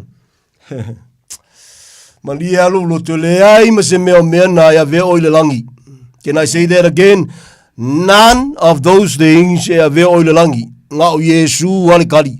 E ke loa makau ki o le melo ke kalango kua ia kongo ke whikala utala no le telo te mi se wha mole a se wha fonga matutoa. Aleluia, motua yo o ilo lo tol tau tinonga le tamalo lele. E kamalo i sala elu lele. Alo whania le atua le kamalo tole. Haleluia. Makau kia. Ka mai o mea sa au ngā. Amen. Ia wa sila la o iai. Praise God. Mai o mea sa au ngā. Au mea ia kalongo ka malo lea. So le, o mea ia kalongo ka kou Samoa, se tulaua o mea whapau. O mea ia mika Samoa, o mea whapipi se tulaua o lesi Samoa. E no mea ia kalongo ka malo whai mai o mea, mai o kauka. O whea ngainga a lea tua ma Israelu. Peri tombe le poe valu o le tua inga o sa Peniamina. E Peru o sa e Peru. These are the tribes. I la le tula fono. Kau kia. I la le tula fono. Se tua ina lofa. Amen. I la le tula fono me kamalo Paulo sole. Le makau le ngainga o se mea. Ai kia. Kau kia le lofa ngia tua a. Amen. Pa mamulu. Me kamalo so le o me saunga. O mana tu ya wale koe. Wale koe. Wale ia ma se mea koe whakāua ka malo sole. Kamo? Whawhikai ai le lilo nā lofa. Whawhitai le tua lo nanga le lei. Whawhitai a tamailo na whamaoni. Amen. Le ia sisi mea. You know, even if you lose everything but Jesus in your heart, I'd rather o ngai makango fira ngā, lava makukoi. E ke la kuru ngā pēa ulia le lo fole tu, ola, ke lo kala kuspa ia, e fola ia ulo. Ia le, e afu ane mo aulu kau sua singi kama ia ulo. Amene. Fema ave sa pati pa na ngona tau al fea, o ke mal ka ngaka ngai ko ke fafonga. E fol ke mele tu al ka ngaka ngai ulu mafika mele ave fea nge fiafi. E alofa Yesu i hache oi. Amen. Hallelujah, hallelujah. Praise God. Ye je sole alol vai mai blame na tua. Ka fia kua ya ka fol ke ming foi il fa unga langa sunga so ka popor ka wa. Vai o ele uso. Ele se me fia foi mali fia mali ye je ya. O me ka ule tua. Eu me pa ia. Amen. Vi ele ri. Praise the Lord, na mali fo Yesu mos go inga ka lo fai. Mali fo Yesu mo lo sunga. Via leli, anga leile tua na maliu Yesu mo tanto malava. Amen. Se tua ina fa maoni, se te mai na lofa. Praise Ngā le God. fa maulalo ale loto soli. O ele tangata. Sa moalo watunu pele. Fa fonga usua wauna le nea fiafi. Fia lolo au ngā le fia fo nisho temi umawai. Ya walu ya ayona wa. Ole ele ngatole le malam la malua. Ya onga luenga pauliuri. Na sau ka manga sau ve mai le a, sau ngoi fasi ma famutia ka mafai ele manga o atakangi a. Ia malama se si le ka ua le apostolo ve mai a ua ve ma tua o le lalo langi ne ve mai ina ne pupulatu. Amen. Le malama ngaka. But either way, ele ngu ele pol kalame tau walanga le lofo le tua, and I know and I believe ele na ole nei foi pol kalame olo ye foi nisi o so au na olo tau walanga ina le lofa tu no le pumonia le tu ai leto te le pe a Samoa alone wo over Marcelau or even close to 1,000 yingi au. Sorry for me to say this, majority ku Yesu fafo ta lofa. Amen. Hallelujah. Ta lofa. Hallelujah. O longa elo famonga ile tu. Yelo puna lo to mu ai ma wil fa so ali mai ti. Amen. Tala no mai ale o no le yo yoni. Pise ye o no le manatu alofa le tangata so ifu ai to e fa makala le faku ngai fifi ko kongu so le. E le mafai. Le mafai nga rio lo fa isi kangaka. Malia lo tau te ita po aia, po matua, po lo to luo, lau whanau, lau whaife au, kankal ko nguu, o ai lava. Whakwa mongi alu walofa. Pea o ngai au lo walofa mai, mai lo loto, i lena mua i alofa mai, o ilo no suafa, o Yesu ke riso e leisi angasala. Amen. O Yesu ke riso na whasata ruina. A whekele alofa ia Yesu lena, pule oi lau kala whai pe ke ika mai. Maria lo loko. You know what happened? Your love is not real. Ele real i so se tangata soifua. E lo se upatiti lo po Yesu, menan whama Yesu, you're not worth it of following me. Tako whamaulalo. Nea ia masisi o kakou sa o loa. Nea ia masisi o kakou si ole fia mama ama le a. Hallelujah. Ao nei na awa, na au le lofa nao le tua i lou loto. I ke le mai ke le fefe fo i ke kau kingo ai. Alalanga e pi mafa kau kingo ma mafa la ngukul kanga kau kala ngoi me vapea. Aisha, la ngonga le loko e fashi mafa ngi. On kang kusikolu ngake amoa. Ia angasau ia sumaliu. Ina ia tatou sa o loto. Sa o loto, fa maoni. Amen. Free indeed. Oh. Praise God. Amen. Vieleli. E kau ki inga. Se o te ika se te alofa e tua sua fo Yesu. Inga kau ma pevalo lau e kau. Vieleli. Sairi tu spaia. Lalo le lofa tunua. Kasi al mema kau kia. Fa malosi Paulo. Vai Paulo le upo le tua. Ngalua le ngang pa yo le tua. Ai o le fatu a toa. E kia manga ia lo Yesu lea. Ngamaliu. So le. Ese a fo ia o ia. Ke le fa maulunga. Ke le kampea fo isi kanga ka ese a. I wela ngona. E le lanu ale lofa le tua. Se upupo se famtalanga. Pau au lea. Se malosi ni aso tutoe. Mo lou vi inga tama. Au ave ma whamanianga mo so se tangata soifua. Hallelujah. Ole me whainga tama, ole me matau tia Samoa. Ole sila fia Yesu, ole me tupu. E wang yafe meile whetalainga Yesu. Vatele. Le awala e alu le malaya. So le se vakele foi a kau fiu wa vakele le me pi. E fiu ko wai wa kele le awala. E whai mai, e kumu. Vā piapi le wala sawa tu le malole langi. Sole. E whai wala ka mai, wala ka kaunga. E me fiu vai. E le ngi upu ngi upu e kuskusi al kuspa ia Samoa. Sad to say. Alo mo wala vanoa. Alo tu wa vanoa pele tua. E le fina ngalo ia whai mai e le whatuai mai le tua mea ua wholawhola ina ia whai mai a ua ono sai mai pe o ia lono fina ngalo ia aua nei whano se tasi. A ia o tangata umai le salamo. Amen. Ia le ri amu ioe, tama, au kako. E whalinga ia so le aso e whailongo ino tama. Si amu ia malo, wakulau wha malo iso se tama. Mua e alofa ia Yesu. Kaku alofa iu yang kaku whakau waa. Awa ela ngona lo alofa mau e au nei le tua no lo alofa. Malo le au na alofa i le tua. Ia le li. Ia le ifo si me mua. Ia mua ia me fai. O lo alofa ia Yesu o le ngā alofa mai.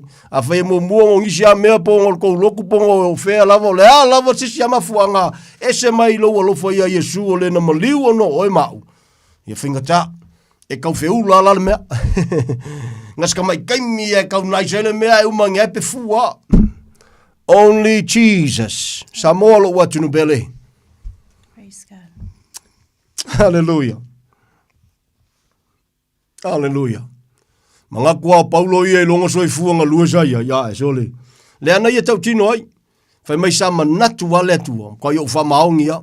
Nang upungang whaile ka le lana tustusinga ilo natali whale nganga Timoteo mai. Sa manatu le tua. Kwa yo wha maongi ia. Awa malama ngi sa o whaia ilo ule whatua tua ma lo ule iloa. Ile mawhawhau na le tangata. Ile manatu na le tangata ilona wha maoni wha le tangata. Ai whawhola i whole alo whatu na le tua. Fai mai lo malka malo a woi. O a wali o tangata. Whatau waa. Whawhetai a te oe ta maa. Whawhetai Yesu. Ana le siau noa. Ia saulo malkamalo. Ia ua ese lo fwoi malngangal kamalo. Fai mai ai. So le isalairu. O lo kakalo mo kou. Ia kou mankua. Me iang kakou. Leang kakou o se whea ngai ma le tua. Leanga mua ia lofa mai le tua. E leo tato nga tamau ma vai. So le lapisi uma mea nga. Say too low and that's why. Ia lainga le ngā tia. Too low. Samoa lo watu nupele. E nuu tate whawhetai mo o ma pele lota loto. Atala no le lo pumoni, e le whakafa. Amen. O le alawa maulunga lo suafa makai po ai lava, lo kulanga I kongu Samoa. We are nothing without Jesus. Amen. We are nothing. Waka ko meia ka ke vavai koe whanisi kaimi ka ko kamawhainga fwoi mo sio tātou atunu ui o na tūlanga whamanu ei nei tūlanga o me no whamau i nei atunu ui tausanga o mawai. Malo le kau kua, malo le kau mwhai. O ngā me uma, a le ai Yesu lo o langa, ma senta Yesu lo o langa. Ma lia lo loto, let me say this again. They are nothing. Ia ma siau ngau nā mea. Pe a whai ele o iai Yesu lo o langa. Pe a whai e te le isalamo moni matalia Yesu lo o langa. Maulu teimi. What a waste. Ia ponga le mea maua. Ana ngofo le. Ele ko ingari. Pira ai ele ngol ko malonga ua. Le sui pale mia mai a ngofo ko malo ayanga. Ayanga le lo ko inga fa sa mo so le. Mo fankanga mo le. Me le tino, loto le tino, monatu le tino, lano le tino. O le fefeke ia. O le kingo e fao vi inga ia. Ia fa ni e sa mo sa ye na so mata tu fo ye sori. Ia. Kau fa loa isko inga nga ale alu le mesori. Se o Yesu e kele manga ko iso fa mo lunga o Yesu e ke fa pei foi lo loto chama fa fetaia ana le sia no e chama fa fetaia pa wa chama ole au ngani ma fa mo lalo so malo sinia so te fia au no te fia tau tua ia te o ala tu la wa nanga lalo o ai lava ka ko sa mo be very careful ka ko wangu mol malo si kele mol fa mo lunga fa valvalea pride Samoa, wa wole si Samoa le ngatia. E tasi ale tali. Amen. Ai fai mai ol fai fai aua ingi me fapenga. E la ngonga le kau mangi ki ngiki avo ya. Ke lo isi au aunga sole pesi dia kula ko makai mala ko ngo makai ngai lo le piko au ngai le tua sole. E le kukusa. Amen. E ke ola loa au nei le tua le aise au nanga le aise soifuanga e fatu saina pe ona e salamo moni ma ofolo wola mo le tua. Ola au nanga siri ale nga. E le kukusa. E le ifa pefo ya ngoa Samoa. Lofa Yesu ya te oi. Tama tina ma tutua. Pule kosi o kako wa kungu. Oi olo. Fai upu matulanga whapea, e alofa Yesu ia te oe. Pa manatua tu pele alofa le tua, ole faa, ole. Ole kou saala e anga I mai Samoa. Ke le mawhaia. Amen. Ke le mawhaia. O te le mawhaia tātou te le mawhaia e whawhetai, o I ana tā pena ina. Ne whaola tanga, o I ana toi saua. O I ana toi a fia mai. E le tala whawhata o tōna ana whamatala Yesu Keriso. A winga aku le sia wau, alaku le sia wau, aku pangi la wari, aku alaku, ianga o anga whapei wholoia. Iana makai a le ai, na avela ukama, la avela watari I a kongo e wawa I whola wari lalo, wakari le la laku, aia, umangi sole le ai, ngā o ai le akari. Lilo I manatu. Ola mga kua sa kangi ua, o whaia inga.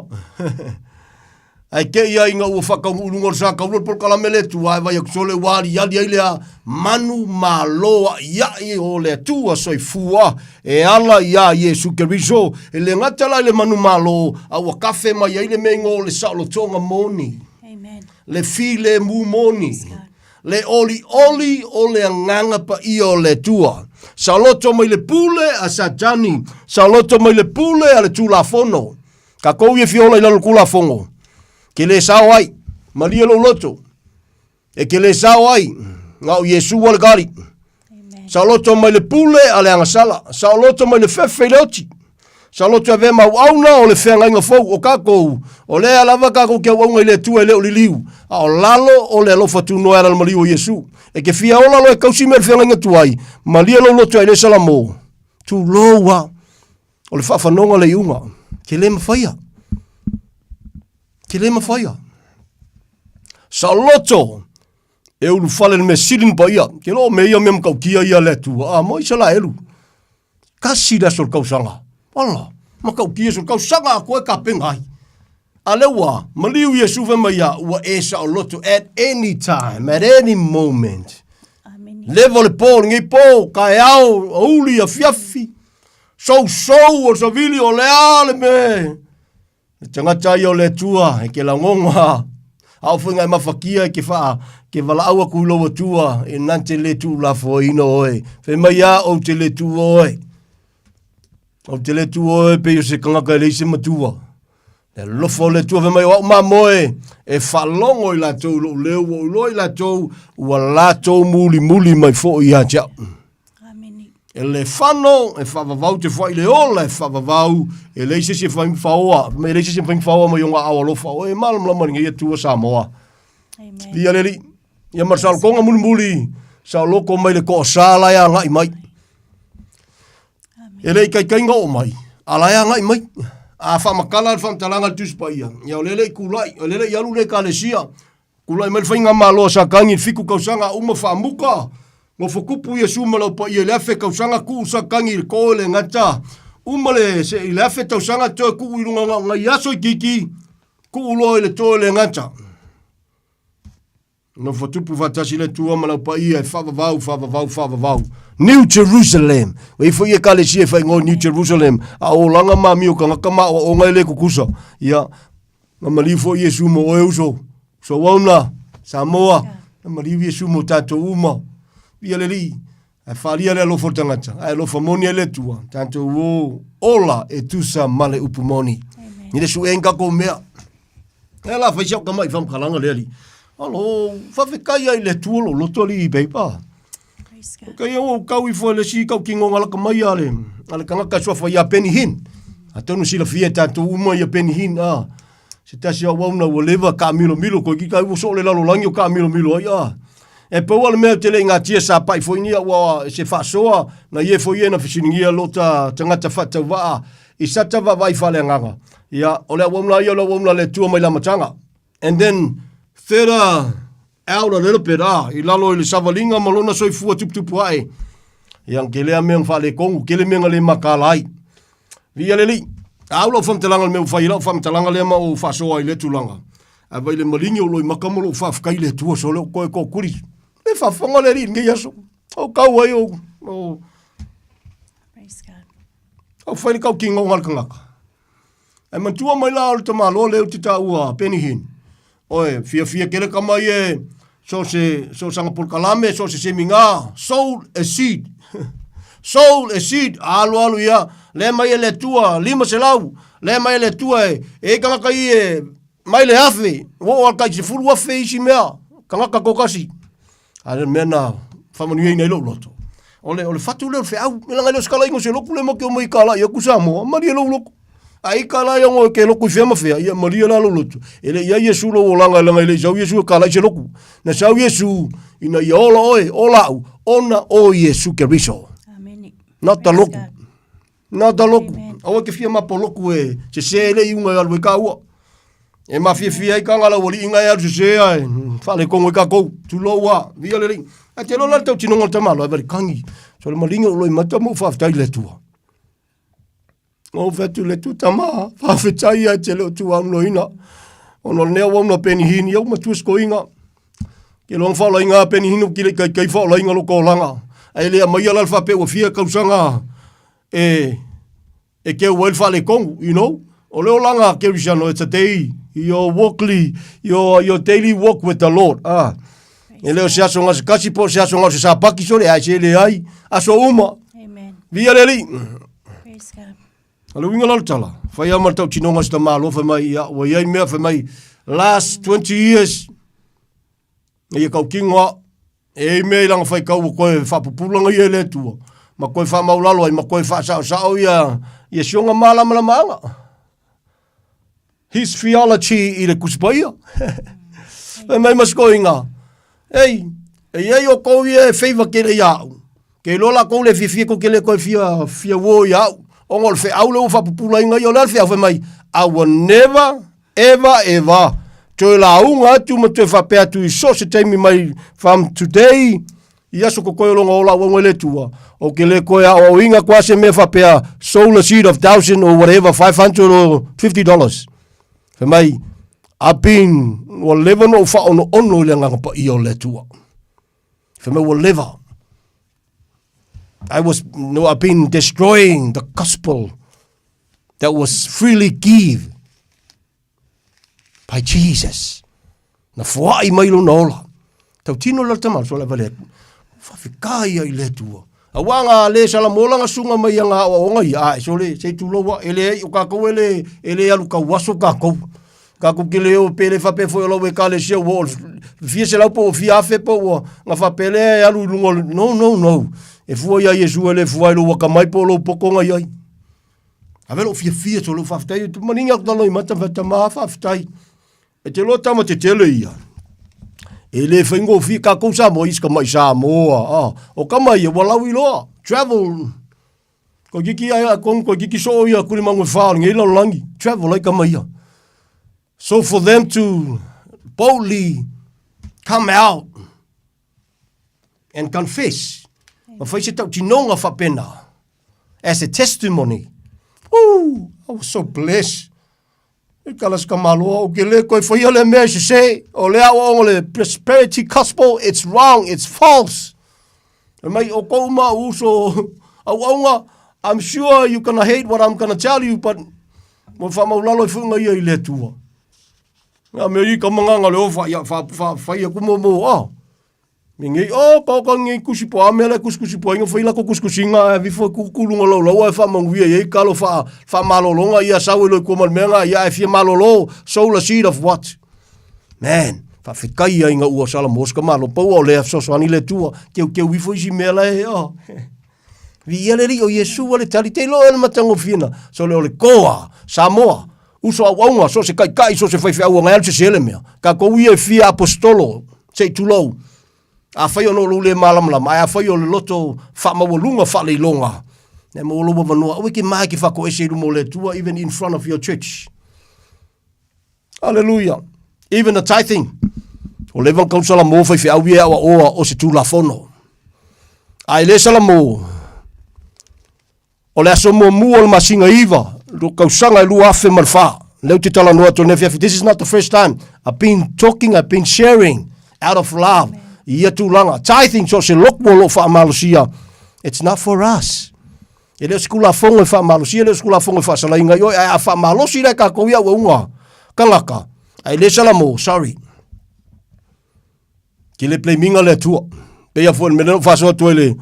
Lea waunga le kai o le sie kale sie le whakua umakunga. Whailang whaunga. Pea whai kalamaria vanga. Mea whare konga, ia play ne tua o ia le wau. So le awa. Ia lalan mea ringo so lungo fua pea e me blame ne tua. E leo ise loko sacrifice, really? So malia lo loto. Whamanuia le tua loto. La o milka ko kaimi maloa samo. Maloa. O mai le siti e mo kela o kaimi o le koe mo milka ko moli. Maloa whaftai pea whau e filfili. Tama whaftai ya. I want to, to learn more. E ala ne neipol kalame whatau whakau au mako kangaka. Au le lofa tūno le tua, o ia na wala au, o ia na filfilia. Pe whena aula whafonga fwoi e leo kalame lon tu atu. Le fwoi na whaisi au tamai fwoi testimony. I le mea sa tupu mailo o langa whale anganga. Na taua fwoi isi o mātou. Au na fwoi pol tamā whale anganga ya mātou o maliu. Max Rasmussen. Ne ngā tia. Aisia, e leo skala ingo se loku. Na au whenau whasoa I mea leo mātalama me le malamlama ai. Al te talo I le tua, te talo fwoi iso au na whafonga. Ana mea lofa le nganga pa ia. Nanga ole whai kokoa leo lea le inga whaima. Whiu kai ka koma. Whaloka linga ka koa ale makango fia ma le ola le upu. A le ola le upu ale malosi ale whiu kai ma le whaloka linga ka koa. Ka pungi le whai kokoa ngā. Hao, ana mea lofa le nganga pa ia. E leo le whapeo le aveo le kangaka e vem whaiwhiaunga whiwheke lea. E kele kangaka e lengi whaiwhiau. Ale loko whiwheke ia. So, o whela le sau ele me whaimei aveo le whaiwhiaunga e loko wha. Ne, haiso le. Ale fe metus pa ia o me alofa le nganga pa ia na fo ia e atia e ele tino kelbiso ele ko kele. Amen. E atia e me alofa le nganga pa ia lima vai ka linga isu maka Pi ele ia se pati mo Yesu. Ka la ngona tau a fe ngak fikala fe au pia. O te talo la fe au tama so swani lo nganga. Hallelujah. Via le e mangu malo ia le pumoni ale tu. Te foi mela fam talanga ile. Ile mele na wi faso. Ia. Na la avelo. Lo ko kuli fa kai le tu. Ka malo le penhin. Na so fus ko inga. Sko inga penhin. Fa kai. For him, ia na mafai ona tau tino fa pe, you know, worldwide. Ngi ka ka Pafkai ai le ri. Nanga kamale ole aki on mele ole selengi. Em kam kaukia. Ya le tau tino tamalo Paulo. Ole manau tele ya yo tanga tele tupe. Ole tupe le leanga. Ai amanga o kele lo yai. Ia ngala ia. Fa ngalo la ia kasi mo yo mau. Ale mele la fiko ko evil. Fa men tamalo Paulo. Ole pongai o mea leanga uma. Ngale le tu ia joy. Man tu fusinga ko inga penihin. Ana ia nei au ona. Lai mo wa no tele reach out tele tangata kai kai fa kai le tua ke le samo skama samo le a kose milionga am ka ole majority o samo mo mi fal ganga in Jesus name ke le o ke le loku fa la inga so called Christians le pola apostolo Paulo le se si foi tala le awa ia ye wa fa atu valeina o tau e tala no ia Yesu na maliu ai ke fa longo le fe aula e laku fa manipulate ita ngata just by quoting scriptures ia makau claim mai lelo ka ko lango ka ko foi fe au ka ko se tu loa ta tu ona we are nothing but servants ole tu na te tau ria o ke popole le ka waso le tu po al me au ka ko mal fa maulalo au ku so mal pumonia au ile lo fo le tu ka ko ke lo fo le ka le si e wo tu e ka ko me amen violeli praise the Lord. O falongo foi le. Ya wo malika ko ri malo long sa. Na ko ngai kaimia. Violeli. Ele fa malo se li foi fe unha la kama ya yo. Ele ka wo ngo juso ka lo foi juso. Ka lo foi que so foi Yesu pada. Violeli.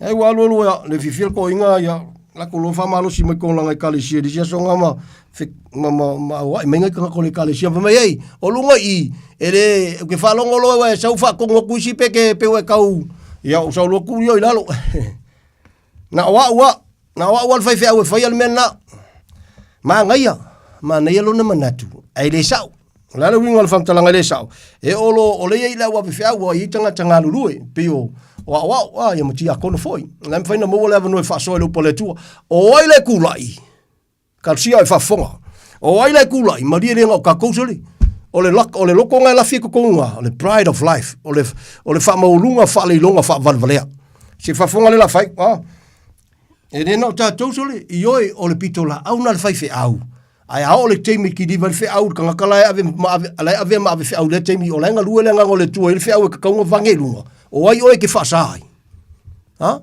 chole se lo se kale sia ka ko Yesu nga maliu ta to na ni au na fa maulalo ta to loto kam fu le pi fa le longa ala sa we ku mo le loko longa pe a piu sa nge kanga ka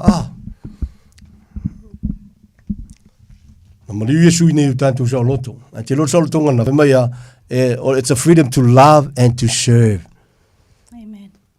Ele o fia fai me maria ela fia kong kamanga ala manipulate yo kanga kamala langono tangata in Jesus name samolo watu no pele e lofa le tua ya te usa wa no fa fonga skai ka iso se kalesia na maliu Yesu mo tanto uma e foi le fai fianga o mo ka ko kamia ya nga pa ya oi foi ngol kamalo me ulinga o travel dollar or something America lo se roku le leva que foi pero yo 2 years or a year or 2 years ago fai foi ka kingo ngos kamalo so le mo malingi mo fa kai le tua nga ya o ngi mfainga leva ka sango se kumu fi afile kalesia nga o le tua ko fa sao ele ma o mai confession mo ka in mela le sfulwai ko ai fa ko jas ko inga mai I know ko le ka ko kalesia la o ese o le fia fa pe o leva o sengo ko but at least o le o sa ka kingo fa mangalo au se o menga le o ngo wa o inai because the tithing it's never ever o sa o ngo mo le kalesia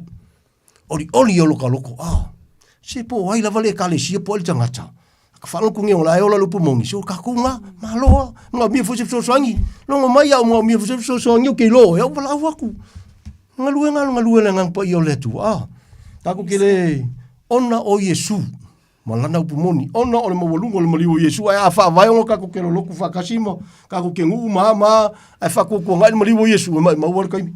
E sira lalo ka ngakai e, whai leilanga saka e wha, kau sami isi ona ainga. Whamanuia le tua ia te oea lofa Yesu, ia te o samolo watuna pele, o le toa wauna whatau wale nei male, ma siau pele nei, ma lo pepe ongo sai, ma lo ha, ia, ma ngai kele leo la lupu mongi, e se sua malia sur, e whainga ka, e whoronga ka fo ia, al sua malia ia leo la, whamanuia le tua tu mau au lofa tamai lungo i tātou uma, o Yesu le tali, him and him alone, e leo Yesu wha popo ia masisi a mea, kula fongo sa paki se furuwai, le a lava sisi a onga, e koe wha popo loa, a vea lo maa wa onga se se, whamanuia le tuang le tua lau whaista talo, le nefiafi, o le walu tasi tolu wha oli maiva, valu tasi tolu wha oli maiva numero em whaina, e fso tai mei pēmna mia fso sani, po le olua fitu ono wha whālua o tasi wha, olua fitu ono wha whālua o tasi wha, anga le leile tua le nefiafi, lo matu tua, po li whaftai ma le whamalo, whaftai telea, le nefo ia fiafi,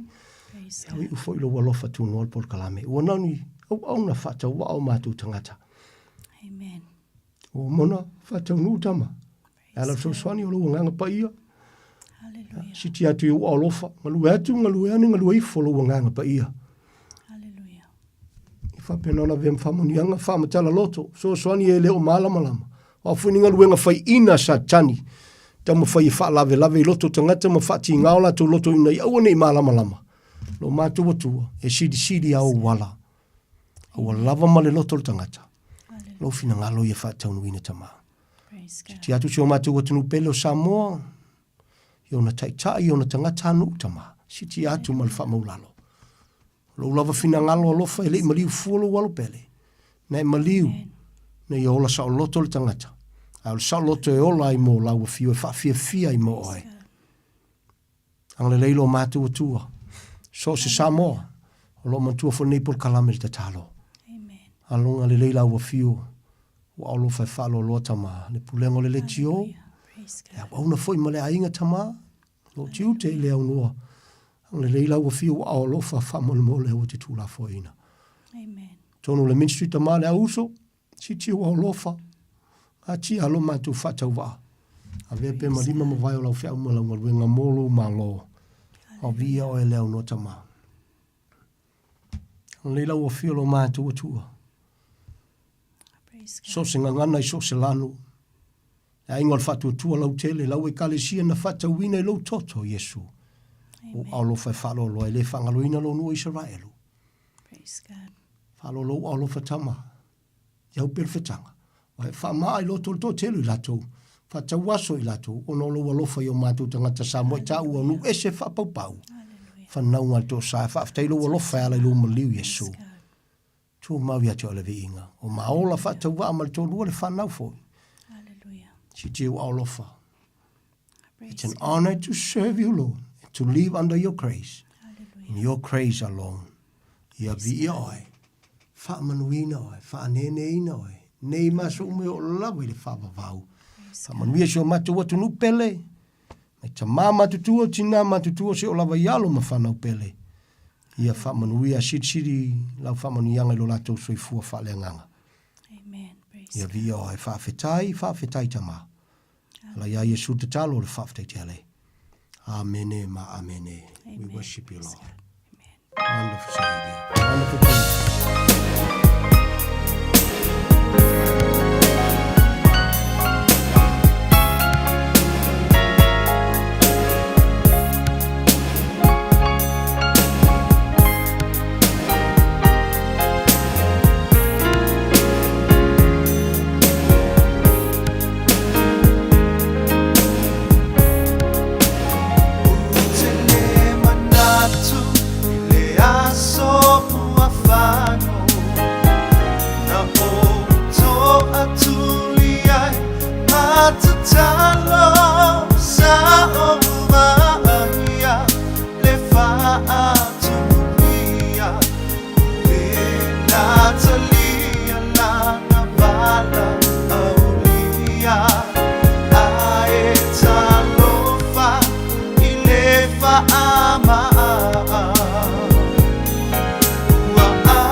Wa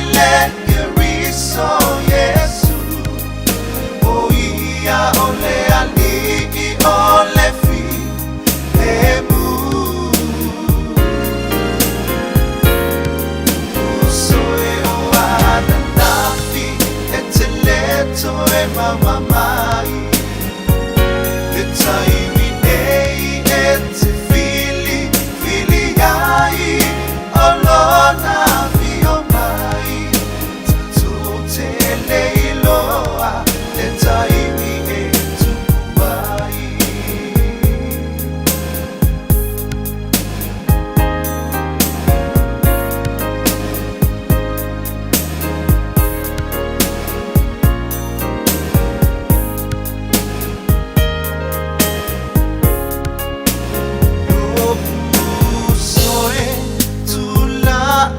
Masau oh Yesu olo pala au na te mana o mia olo olana e fa ao ma ilana fa o la tanga sola e senei mai le tu ina nau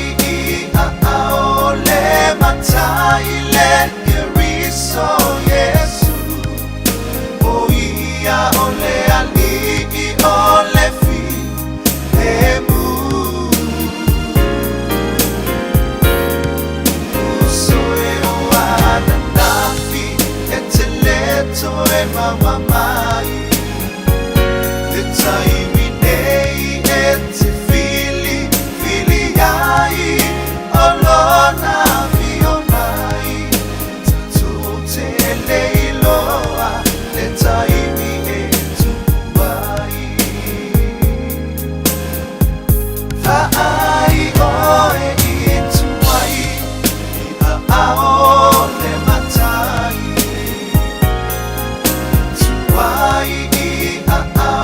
le matai le riso Yesu o ia o le ali o le fi e mu so e o ana nafi e te leto e mama mai le taimi nei e te fili ai olona vio mai tu te leiloa le taimi e tu mai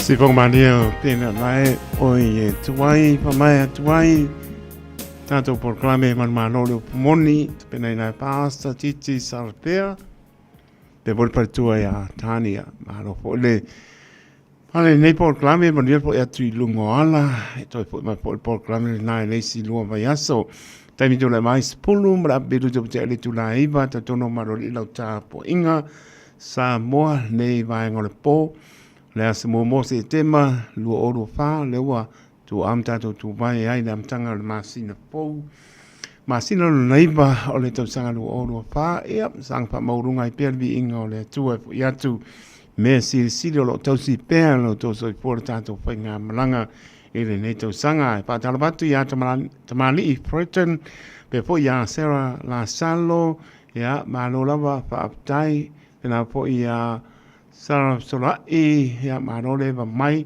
le tina matua ya la lau tawa sa pepe tuli mai merabet fa te tele mo anga akuso Yosua ya kisa so le fai fa tai Yakopo eti ya malola male va mai malola va munira so tama pili fa lili ya fo ya pa tolo se napo lavo volentoni malola va fa tai ma mai fa ofo ko dio Sione, ya, Manora Fatai, Sidi Muria so to ma, se out to Potoli, I Malainga Fatai, ele map to my lepo, tato more file more li, Leo Ainga, per amo leo, for the Tanga in my America, ya, Sound Yo Tomoto Santa, Alosina, Anti, my Merabet.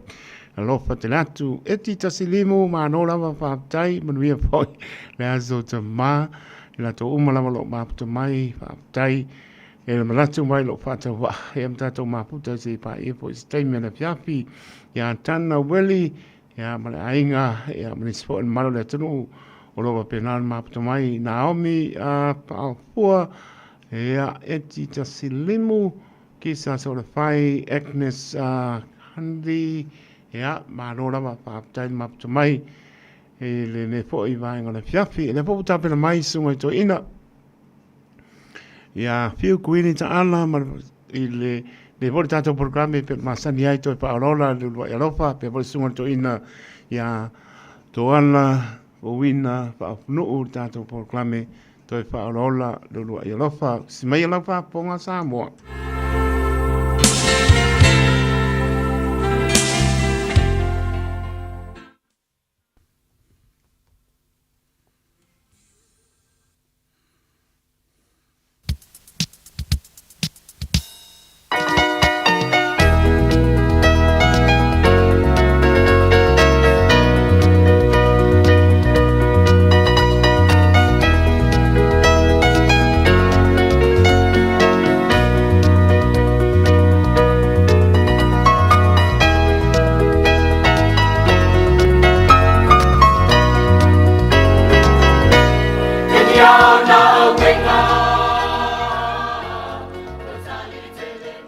Moi lo fa fonga mai fo ile nei fiafi ia el te tulunga o lo mawalunga lava ia lenga le lima le lo fo le tua lo to soifua fa malo le on sai ia ile nei fo ia sa I tapuainga ava tu le fa talo fa male fa filo inga fa to lava le fa fonga mai se tatu tunu pele ia il fa wa wina o le tatu pol kalame pe o le masenia ia sa te tasi ava tu le fa talo fa pito lava mota ma uma lava amu ia o to wa ia tua tele o tau mea alofa I nei sa ia a tele na ua ia se ia alofa mai nei tama ele ia ina ma tau mea alofa ma taito I le nei sa ia a alofa se I tau a alofa mai ali o tele o mato a alofa ia ai vi ia le tua ua tatou au lia fo I le nei tau sanga pe a tatou fua I le nā so tama ua tuana I atu ia ua a toa fo I le isi tau sanga o le savalinga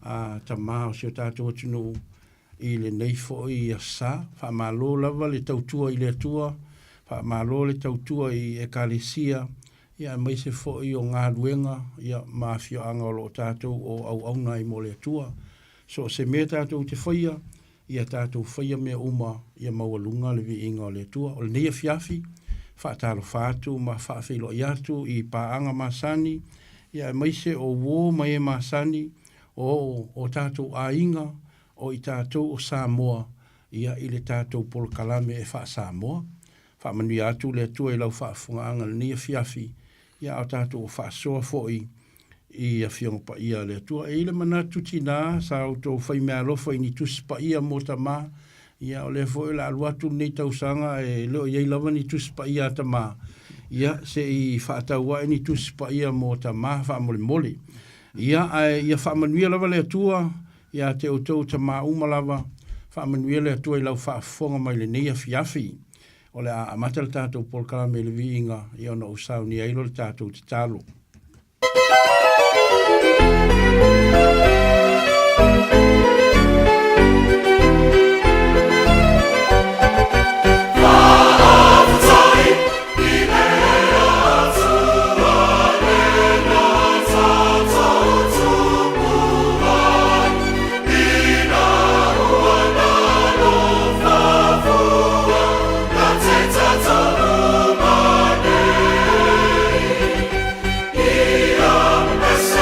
Hallelujah.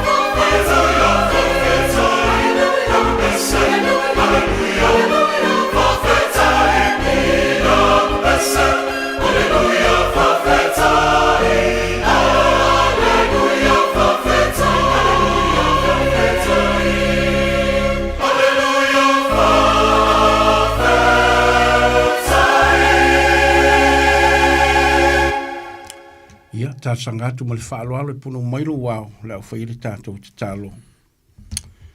Whaafetai le tua, ua toi tai mai le soifua o tangata Samoa umalama, whaatasiai mo mātou tangata, o i mātou lava o se whanau anga sala.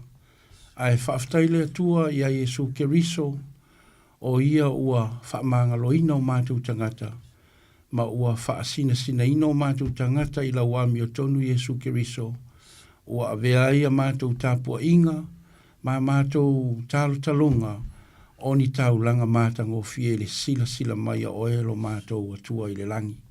Ne ia fiafi ia mātou te whatai nātu fo i lau au auna, o le a whaasoaina loufina ngalo, ina ia whaamanuia i nai le whaafufonga a o tangata Samoa. Whaau umai ia ua fiongo pa ia, whaonga ina o mātou tangata o ni me whainga luenga i lau a ao, e whaasoa atua ia le mātango fie o oele atua. Whaamanuia i le whaafonga a ngā Samoa, ina i o mātou tofulango na ina lo fina ngalo, ma mātou fili nei e whaia lo lava fina ngalo. Whaamanuia mai i le nei ala leo, i lau auna o lo tiute le nei po, lau auna ia taito, ia whaonga ina lava i mātou o ni awala e whaasoa tuai lo fina ngalo le atua, awala lava le whaafonga anga, a o tangata Samoa. Whaamangalo mai, ta dia le mātou te talo, i lo suafa pa ia Yesu. Amen. E langona ina lava le, tātou whaaftai whaatasi fo tātou loto i le atua, pe whiona maua le whaafeilo inga le, usa o ona nei, ia i le maalama o mau atu i maru tāpua, ia o le aso sa, whaapitoa lava mo, ta ma uma lava o lo taimi tutusa i tāpua inga ia i New Zealand nei, ia mai se foi o sa mo i sifo, ia manisi o alala i ta whae fio le lalulangi, o lo la tau whaatau ina lava foi ia le aso ta ma mo New Zealand ma Australia ma Samoa o Amerika ia ua levona tua na ile la tau foi ia sao ta ma e te tonunga, ia e ui lava e tasi le sao ta ma, tasi le sao tina, tasi foi le aso mo na i tātou whanau, ia alita tonunga o sao ta malava so uma ia iti unga fo ia nei tina wai loa lava le me alala ile ta mali le ia one mafua i se tina mio le lei o lo whaia le me sili mo na iau tātou ta mama tutua o na pa ia le tua ia me se fo o e ua vea mata la vau na tu netu la fiafi ia e whaafilo ia le ainga tua ta male alu mle ngangsa o lo mafuta ina whaatasi ma lau whaafonga maua, lau whaafonga mamala sa mo ili ne tula fiafi. Ile tātou pokalame na utoi whaatanga ele atua sa tātou mafuta ile asfarile muli ia po le sa muli utuana i atu o le masina o aukuso ia o le tātou urfale ia mataina lava se te mai le asau tama po le aso mua.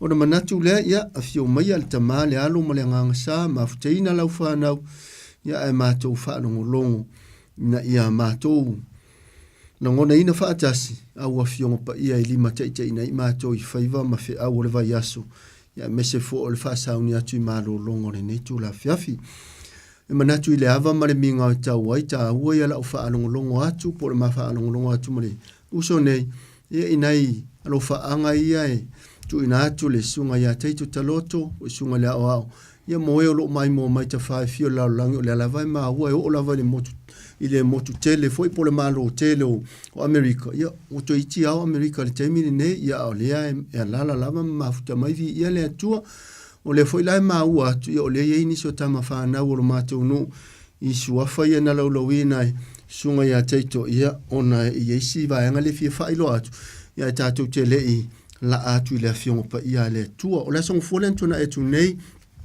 sa o manava o saule i papatoe tuaia la laifi ua o nofo italane o le shopping center mangele ia o te manava lai le fa o saule fa tali fiu e manava mai le ile a le afar fa o te manava fiu le lima taunu mai la fiu le tulanga fo le traffic ia ma olo e hele ma si singa fo iniso ta mama mai me sa mo o le ala matala no le poloka le tala no atu ia se umanu mai foi ma isa ako ile o ulina ia o le misi a lofa le vava ia tu ia ta foi le poloka le no foanga le ile vao o ramarama ma se vaenga i nai ramarama ma le mele na tupu le wharavela. Ia, a o leai, o le whaanonoanga, sa ma misi a lofa ma fiu, ta lo fai i mātua ma taito o ruona i nei whanau, ia ma le uso le na alu i nei e piki mai, ma le male i loa ina, o ma tei, ia e malama i fole tae au o ma usu, ava ai atu, ia, o lo o momoli mai alo whaango sa mo, o mātou a inga mo mātou tua whaafine, o la wali ia no mai ngaru ngā whaavai taimi o nephew so ma ua, o ia o le li le na la tu e piki le alala ine, ia o le cousins o ma ua, o le alala na le tu ina atu ma le nganga wha alo alo lava sa moa, ia, o le nei wha alinga e tu ina atu lava mo o e tau pe tino fo ina ia mātou te ia na tupu le wha lave lave, ia o lo iaisi na fufuanga lo mātou lava a inga ia ele a whaina ele wha marusia fo ia alo matama whanau so mātou nuu i sili sa vai, a e langona ina lava e te fia mafuta atu o se whainga lotu whaapitoa ia o le eile e fitu na inga fo i manisi fo o mātou lo mātou lava tino e patino ma fito i tonu i le whanau ma le uso le ana lo tātitio la tu tino ma le uso i tu lo ia o le ole atu ina atu ai telefoni ia e te fiso o tai mai ai ia o te langona ale o le aso to na i nei o le aso sa le fitu na i taimi e fitau i maava ngoa i ngā ruenga. Ai pēla mona whai atu e leo se sa iri ngā tupe o se whai ngā lotu whapitoa pe o na tātou mata atu le whai ngā lotu sunga i whaafea ngainga mo lo tātou nuu i sa moi laso tofi o le upu lava ia au fia lo au e o ai lo tumua i se tu lo le ti ngā nia o le whaala velave mo i foi ia langona i masane ia tu la to tu la malai o te pa au foi mainga i tanoa i foi sunga i whaafea ngainga ia e momoia mamanu e le fati ai sau mala e atia e sola aile langona e malingi ailo i mata mamanu aile loto ai le leona e whaafonga mai a whaiwina ai le ua telefonia le amatanga o le tātou whaasoa ia e toe whaailo atu pe a whai uli tātou whaasoa ni nei po o le telefoni mua le tu ina atu mo lo whaafonga o le ua atu le itama whaanau e seo ainga leana ua o lātou suafa leana laulau ina e teito o le mafuta ma ia o le tatalo mo le nganga whaaloalo longo atu nisi o tātou tau ainga ai le tu au no ina pe whaasa ina i tama whaanau se o tātou fioanga o e lātou te langona ina whaatasi le ti ngā o le tui o le oti ia ma le tangata vale ina o nei alo se o tātou nuu ma le uso fo ipo la fionga le matua ia whaofonu uili whaofonu le ana alu atu e piki mai ia nai whanau foi ono sa afia finga ia whape nei o lau o taritari ie ma talaini mea alofa na o atu le aso tama o alen whape tau nuu le aso tofi lentona e tu nei ia e talo whai o mo onga whai vavale ia e sa o lava e o le oti lava ia e pe o le emo le mata ia o lea fo i lava e ti ta matau longo lava fo i sunga ia teito mala leo ese o lo angarurua i aloma tama whanau o sa mo ia aua te tau sisi lo sa o inungo awala peita ia ele o alo matama whanau ma le driver na se ia ono le wha le tonu ia o le lori lea na afia ai le manunu o nisi o lo i whale mai ia ma whaina i fo ia le soi fuama le ola ia o naitama whanau i so tātou nu ai le ava marimi ngā tau ai o le telefoni mua o le o lua tasi o valu tolu o tasi lua ono so e whaafonga o lua tasi o valu tolu o tasi lua ono wha o le numera na o le telefoni mua o lua tasi o valu tolu o tasi lua ono wha e maua le telefoni na tangata e tali atu i ate oe i o le afionga i le matua i a wha o fonuu to ala wha avai. O le telefoni lo na lua, o le o lua tasi, o valu, iwa fitu, wha ono, iwa lua. O lua tasi, o valu, iwa fitu, wha ono, iwa lua. E maua i ailo tangata to ala wha fowina, wha o fonuu malenganga wha ahalo alo lava. Ia ono manatu nei te uwhao le teimi o le tātou whaasoa ai toi wha manatu atu ia pe au ina mai ale tātou whaasoa mananganga whaaloalo.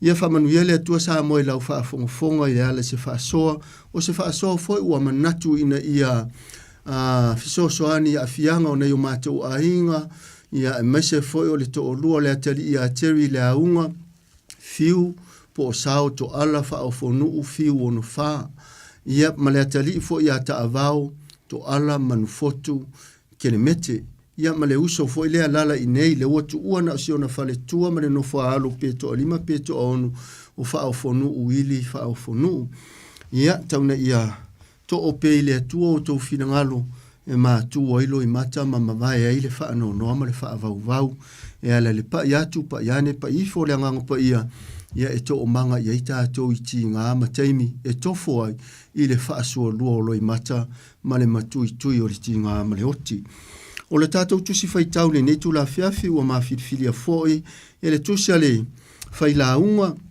tusi al poto Solomona ila na tusi a fai la unga lo na mata o tolu le ama fai tawina fela fulafua e foi ma le fai upu mua e fa ngata le fai upu e valu ia ona toe so ole le fai upu se furu ma le valu ia e fa ngata mai le fai upu muli o le mata upu lava lea e tolu fai la unga lo na mata upu e tolu fai tawina le fai upu mua e fa ngata mai le fai upu e valu ia ona toe so atu le fai upu se furu ma le valu e fa ngata le fai upu e lua se furu ma le lua fa manuia tele mai le tua ala i le feita wina o na fiongo pa ia fa manuia fo ile tua e lau fa fonga mai sa mo le netu la fiafi o le mea malona tausanga i mea uma maona lava po i mea uma lava i lalo o le langi ona po e fa na uma ai maona po e oti ai ona po e to ai maona po e lia ai le mea wa to ina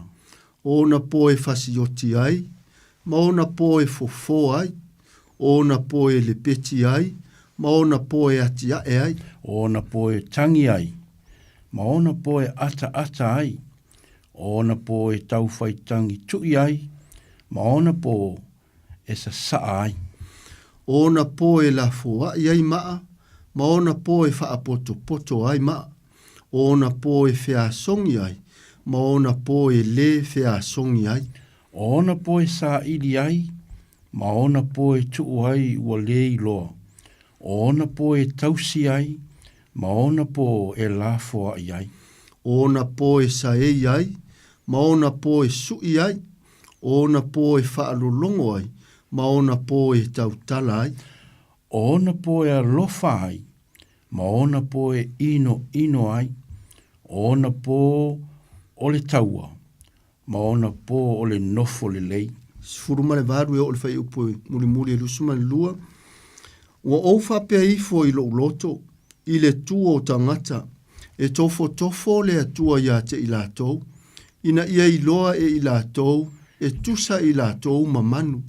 A wā o le mea e o i tangata, e o fo i lea i manu, e tasi lava le mea e o ia te i lātou, e pei ona oti o le tasi, e whaapea fo i ona mate o le tasi, e tasi lava ia mānawa ia te i lātou uma, e le ai lava se me sili ai le tangata i le manu, a wae whaatau waa umalava. E o umalava i le me tasi, e mai le fuefu umalava, e toe fo i atu fo i umalava i le fuefu. O aise na te iloa le anganga o le tangata e alua e ilunga, po o le anganga o le manu e aluifo i la lo i le ele. Ma le lua.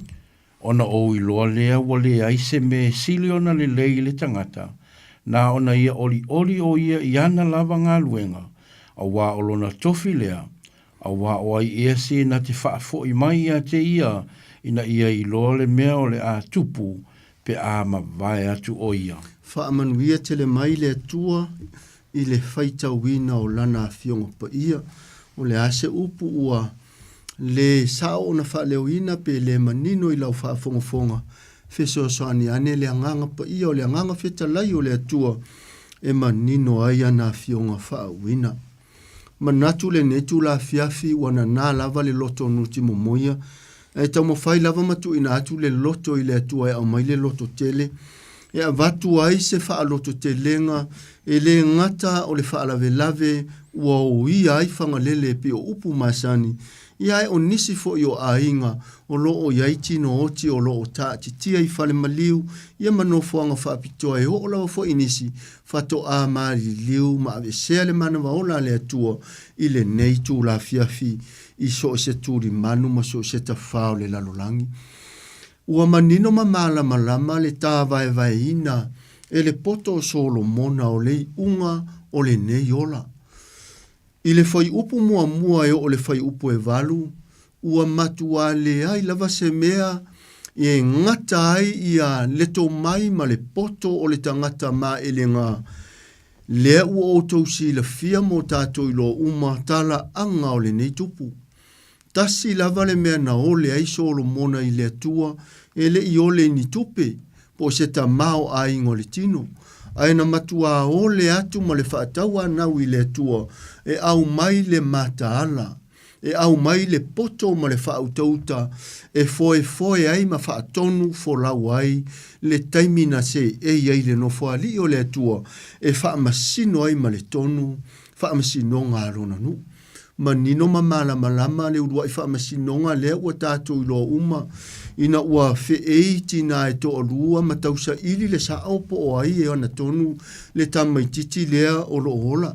Manino lava malama lea tala e le to e tau whaailoina ai ile to mai maleanga vaana sa ilia ile atua e le o se poto wha fili o Sofia po ni mawhaufonga na to tongo ai le tupu na ia whaia ai lea whaai unga. Ai o se whaai unga i le musuia e le anganga o le atua. O se tupu e ti e pe se e pe fio ilo no whaari ai whaalango lango lana teita inga e foe mai e le langi o na manatu mo na langona. Lea lavana tātou wawa iai le ta oto le ami o tonu ina ua ue le tina moni lava o le tamaititi o lo ola. A ua whaapena o na tango le tupu ilana pelu o le a whaapena o na vai lua le tamaititi le o lo ola. Matua ma e le ngama ma ofo le whaamisinonga. A o leo o tātou iai le netu la fiafi e lua vaenga o le tusi e fia whaamatala ina. O le vaenga mua o le taimi o lea ia te oe maa u le mana vaola le atua. Lea lai a mata lava i le whaamatala ngā Solomona i le whai upu mua. O le mea malona tausanga i mea uma. Maona lava po i mea uma lava i lalo o le langi. Whaamatala le au te lenga o lo o tā o whaia i le poto ata mai o le tuspa ia. Mea uma lava o lo i lalo o le la ma le nei lalo langi le tu mau. Ai iai le mana vaola. Lea ua matua fofola mai lava e ala i le anganga o le atua i le tupu ata mai le nei le taunu unga o se mea ola se itulou o se manu lele o se manu e totolo o se ia ma lava ia mea olo o ola i le manava o le sami ma vai tafe o lava fo iniso mea ola olo o ola i le manava o le pala. Faatasi ai ma le tangata na ta ua e le atua i lona lava fofonga o le pale a li ioana fofoanga mamana. Lea la ua matua whaata oto ma wha manatu mai e le poto o Solomona. Ia te oe maa upa anga ale toi wha ola le rua ia lofa e meise o sa moana poto i ta whae fio le lalolangi. Tai nane susunga i whaafea ngai pūnonga ma e ka le sia fia ma whaletua no fua to'o e ka le sia i ono tūlanga whaalupea. Le tāpu laa ma le taimi le tautala i ai Solomona o le taimi e atai ma le taimi e tangi ai. O le taimi e sa ili ai ma le taimi e tuu ai ua le maua. A o lewa au mai e Solomona e toe whaamanatu mai i a te oe maa u le tangata lea o loo whaamanu ia ina le mana vaola le atua. Aua e te mita i le malosi. Pei foi o le whiauna amvatu e le atua i le taimi o le profeta o Jeremia. I le mata upu e iwa alo na whai upu e lua se furu ma le tolu, ma le whai upu e lua se furu ma le wha. O le wala onga o le profeta o Jeremia e le o se taimi whai ngofie. Lea lana, ta no ai le atua ia Jeremia i le mata upu e iwa alo na whai upu e lusu ma le tolu. Jeremia wha ai loa atu i lo nu. Aua le mita le tangata malosi i lona malosi. Aua ne mita le tangata poto i lona poto. Auane mita le tangata e mau o loa peta mau a inga i ana o loa. Fai mai lo le ma le fai upo e lusu ma le fa o le tusi le profeta Yeremia ma ta upo e iwa. A o le mita Yeremia ina mita ia o ia ina ua ia loa o au o Yehova.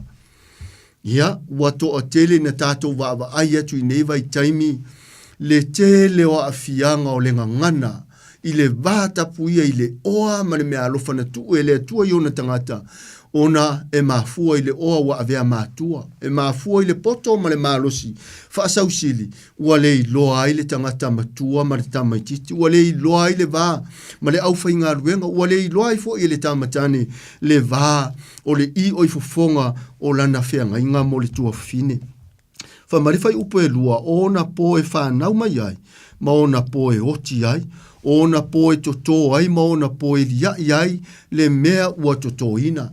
Wha matala e Solomona le ata o le tangata po le mea ola se tulo po le manu lele po le manu totolo po le manu vai wha. Lea wha manatu e tau wha ilalo le wha maru lea e tu tusa le lei ma le soi fua mai o le tangata ma le taimi e oti ai na ua avesea le maanawa le atua le e ola ai le manu lele le manu e taa le manu totolo ma le manu totono le manawa o le sami ma le vai. Fa pena fo ile tangata to au mai e Solomona ma le fai upu lava le nai roa donga fa unga ona po e toto ai ma ona po e ia ai le mea ua toto ina o le po e tauti ngai le afusisina i le toto ina ma le po e ia ai ua matua ma ua i o le lei to e fa fufonga lai le fai upu e tolu ma le fai upu e fa le ole ato e fufonga ina le usa o nei le nei tu la fiafi usi lau fa fufonga ona po e fasioti ai ma ona po e fofo ai, ona po e le peti ai, ma ona po e ati ae ai. Marifai upo e wha? Ona po e tangi ai, ma ona po e ata ai, ona po e tauwhai tangi tui ai, ma ona po e sasa ai. Ma nino i ole soa whai tau, leo ua uma ona mai e le atua le whai upo e lua, i le soifua mai po le whanau mai, ma le oti. O le toto ma le taimiri iai pe ua se iai ua tatau ua matua. A le whai upo e tolu, ona po e fasioti ai ma ona po e fofo ai, ona po e le peti ai ma ona po e ati ai. O le ai, malo a ma a fia sa moa, le toi titi a mai atu le paia inga lo no fo, o lo o se ei nei lo tātou malo, a o lu ngala lo lea. Nisi o a fianga ye ua maliliu, a o lea ai tau sa ili.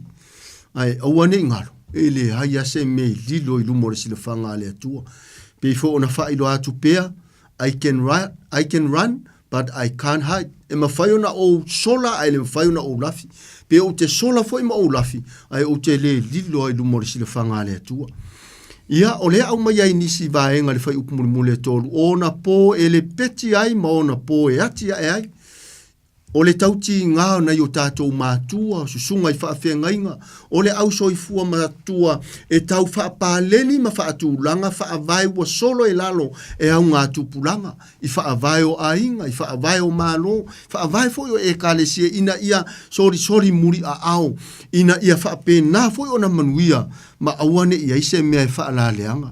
Ka me leo whai upo e wha, o na po e tangi ai, ma o na po e ata ai, o na poi tau whaitangi tu iai ma o na poi e sa ai, tō mā natu lava ina i nei whānau pele. Telefo iniso whaiti o ngā, ia pēnā alu lava fua e piki mai ai a ana no nofo ai le lato ta avale le au. Samoa, ia o whaasanga e sao. E mana tō fwoi o tātou o le mele hospitality. O le tātou o langatari mā loe le mawhai o na tu ua. O sa afia finga foi o tātou po le halma mao le mea il tangata e te whai a te so o tanga iai. Te halu lava e a mai. Ia o atu i Samoa po o Samoa isi sifu po o Samoa isi sa. Toi fo ia naro lofa i fo le vaenga lai u. E wha pēna, oni sa afia finga foi leo so mato uso, le matua ia wha o fono uili. Le ana mati ele i manatu le mamau. E alu e piki mai na yo mato te ia. O le ua whai tauni na yaso, taliu loa. Le whai ngā malanga ua hi u fo i le konta late na o mai ai. I le aso tofi le ntua na ia tune. Ia e pangalea. Ia talo whai. Po ohani a lato tala i lea teimi na la vea i le ta avale. Po ohani mea ua umana wha atau mo nai wha anau. Po hani me ua fua mo le lotu fo ia tamaiti. A o sa afi e finga ini nai minute na tua na yo na tala no i Samoa. A o le to e vili atu le 5 por se furu minute o le ua mali liu. Talo fai. Ai o le uso fo ile na alo e piki o le na toi fai atu ai si ona fale tua. E fa amuli atu matamiti. A tonu le langona fo ile ta pena se tatou mea ai. Le la ua e maina yo utei. Talo fai. Ai ana ofa atasi masi ona fale tua. Olo no winga o se matua faa no noanga e alu umai lava mare soifua o na ia la faa nau se tu lo se faa matalang. Samoa, le ua matua fo fola mai lava e Solomona. O le taimi e tangi ai ma le taimi e matua ata ai. O le taimi e tau faitangi tui ai ma ona po e sa ai. Fa mai leo marfai upo e lima o ona po e la fua iai maa, ma ona po e faa poto ai maa, o ona po e fea songi ai, ma ona po e le fea songi ai. E sene moni mane mata ngofie, a ona e fia wa e songi tangata, a ona ilofo wa tele tamao a inga o lesi tangata, ua faa fia na e songi ai, a olo ile o langa tusili, mama le tau imasui ua maa sae fo ile lau faa ise itulo, po ua vaha fo ilfo ngava, wale ai ase fea song ese le moni o upo Solomon ai po le ati ngā o tangata e te ita jai ai o mai lole piriota le wawe sele mana vola e ngalo aso wita e te fia fusi le tangata o si so manga le ainga lea e tupu ele fa ala velave wawe sele mana vola le atua Samoa e tala noa atua ile loto tele au maia ele atua ia ua fiwa fitu una ila ngona ele neiva yaso ile alofa ile tangi mai fanua o matua o taito o lua ole o na yuso ia e mese foi ia o a inga mai kalesia na tautua ai o wo fo ima susunga i faafenga ingo e kalesia o no pia ima te talo mai fa mai lo le fa mtalanga le fai upu e lima ona po e la fo ia ima ma ona po e fa poto ai ma ona po e fea song ia ma ona po e le fea song ai ona po e sa ili ai ma ona po e tu ai wale loa ona po e tausi ai ma ona po e la fo ai tele nisi fo ua maliu fasia i o ngā sami e fiu loa lava sa ili ona alea ona le to sa ili ina lea sa ole le fai ai lau ava fo ia i lungo le sami o atu fa fe ngainga matongi fu ngala au male e kalesia pe a iso lava le au mauru male tu pao leo e sa ili matangata ia me alofa le ngata i fale pe au na sa ili se soifua na lapata ina lava le luta o le tai matangi ma tulango pe au langa vale ya ua manatu telele ia ai ngalo le muanga ngana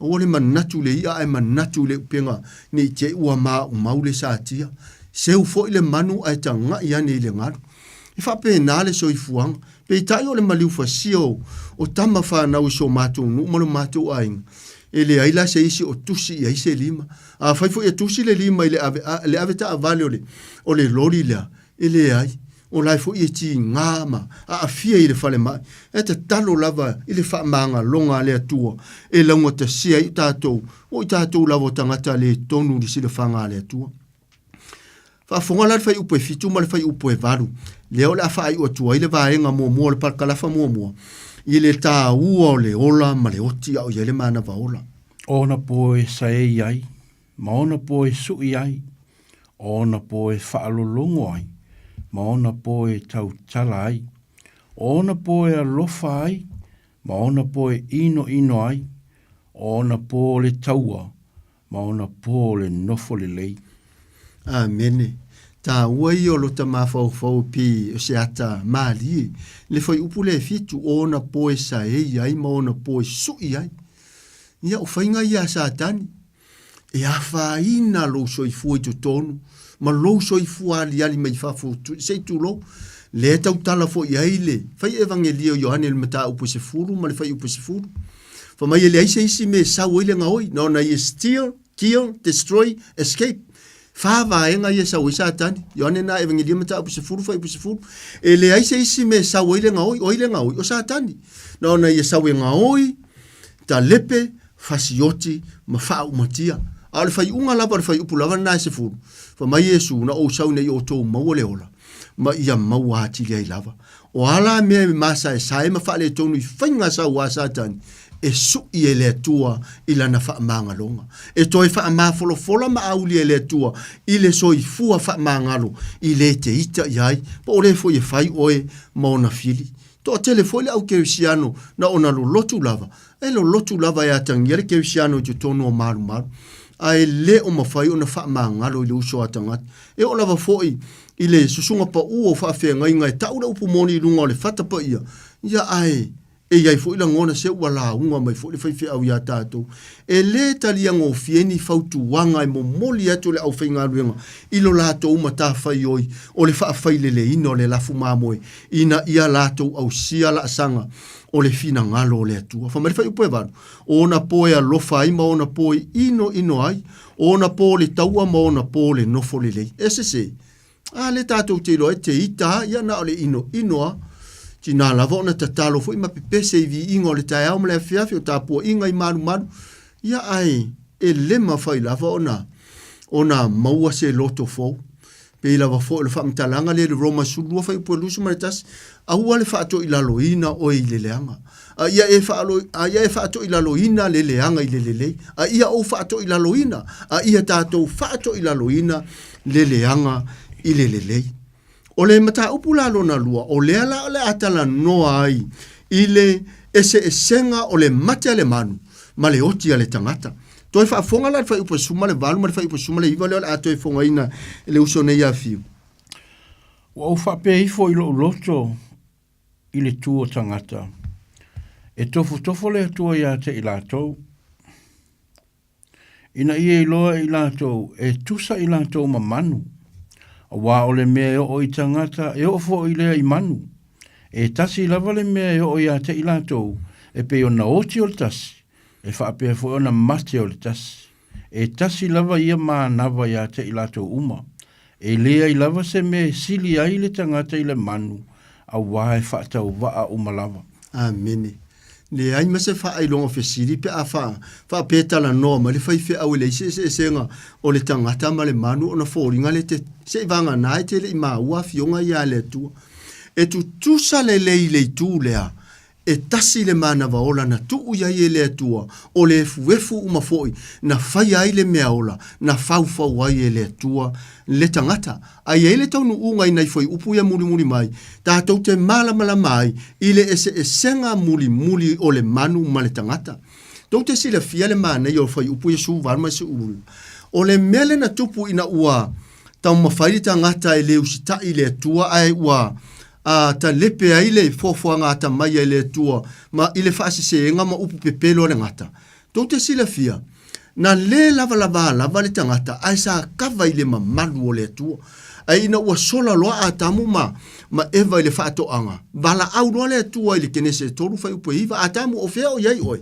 fa fonga la le tali atamu le tua na o fa longo ilo si fonga o sa vali maangi e peo se matangi le fato anga ona o sola lea ma o lafi mai le tua lale me wa e sola fa mai au wa o le lavlava o ina fai atu ia te o wa e le lavlava o le tala no anga le tua le mava ia ma le tangata le ua so sofa le fato nunga le tua ai sa le lavlava a o le ua sola ua lafi fato ai loa le mata ngao le lavlava ai sa le lavlava lava le la utato vava ia e tu sale le tala Solomona le tangata ma le manu ile amatanga o le esenga la le taimine o lo tu mau pe tu low sa mo la fa fonga maua o lo tu mau pe le lavlava o manu se tu low se fa mtalanga o le esenga la na le la tato o mai la ile fai upu ese fulu male e lo se fulu fa fong foi la fai upu lo se fulu la fa tawina e o malava le metasi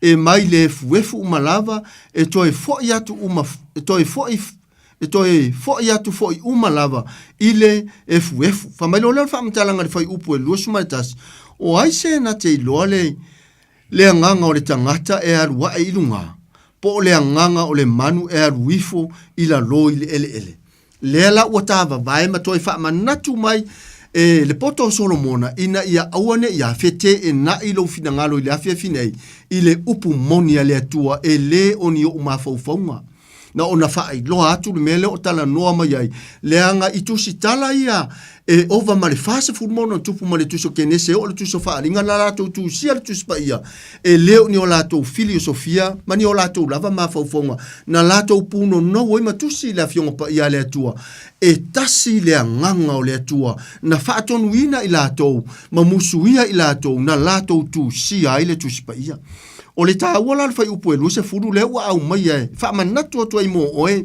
le tangata wha afofonga i le netu la fiafi e o umalava i le mea e tasi e mai le fuefu umalava e toi foi atu foi umalava i le fuefu le tangata le nama le manu wha mai lona me fai upu e luse tasi lua tasi o ai se na te iloa le anganga o le tangata e arua e ilunga po le anganga o le manu e aruifo i lalo ele le ua tato iloa ina umalava ele aia se tangata e oti nei loa po o nisi fo e pele ia te o tou ma ua fo ia marisunga fo ia te itu ele aia ma se isi e ma liu loa arusa o le langi se vanga nai e se tuspa ia na te tari tonu wai ona o ioe fo i leo iai o lo popo lenga ona o le tele o nisi e va aia peirunga le Facebook a oti a o ia so whanau o lato grandma ia po grandson ma tota ma turanga i san ua mariliu ia e toi mo moli ale te mido le so whanau whamai happy birthday in heaven o lota popolenga o le te mina e pati i sa tani mana au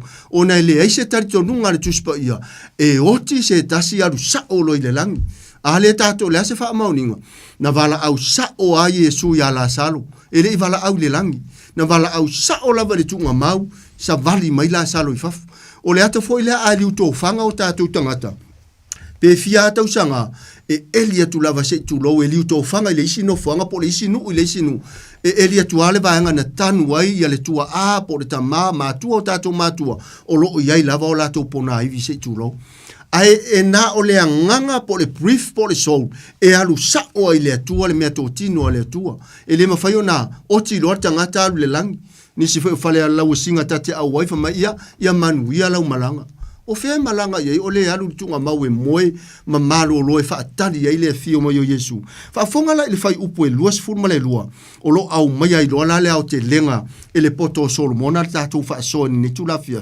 ona o iloa lea ua le aise me sili ona le lei le tangata na ona ia oli o ia na lava ngā luenga a wā olona tofi lea wa wai e se na te whaafo i mai ia te ia ina ia i loa le mea o le atupu pe a ma vai atu o ia. O le wha aloto te lenga ma le wha manuyanga le mo oe. Wha mai le tuspa ia e ala le tangata poto e le isi luma matua o Solomona. Ona o i loa lea ua le aise me sili ona le lei i le tangata. Le ale me sili ona le lei.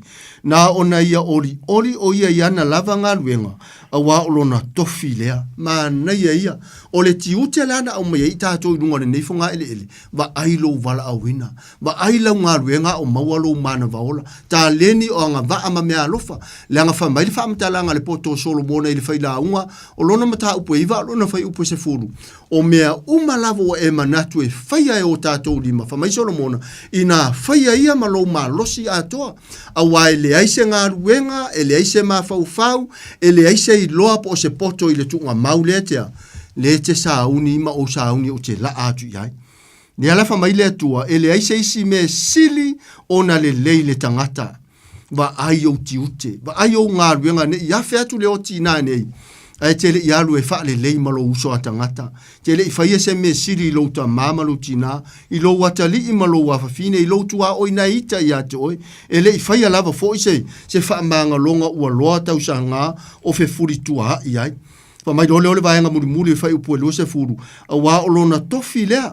A wā o ai e se na te wha fo i mai i ate ia, ina ia i loa le mea ole a tupu pe ama vai atu o ia. Ele ma fai ase ma losi o le tangata.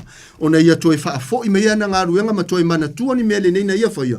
Pe a afe atu, ma afe mai, le vala awa le oti lo soi fua, ma lo nei ola. Sa moai, ia o se fe awa au mai a, e toi wha manatu o tuai fo ia ti ngao ngaonga o lo. La ngona ai le uleo rama, ia ma le tangi tu i fo i so mātou nuu.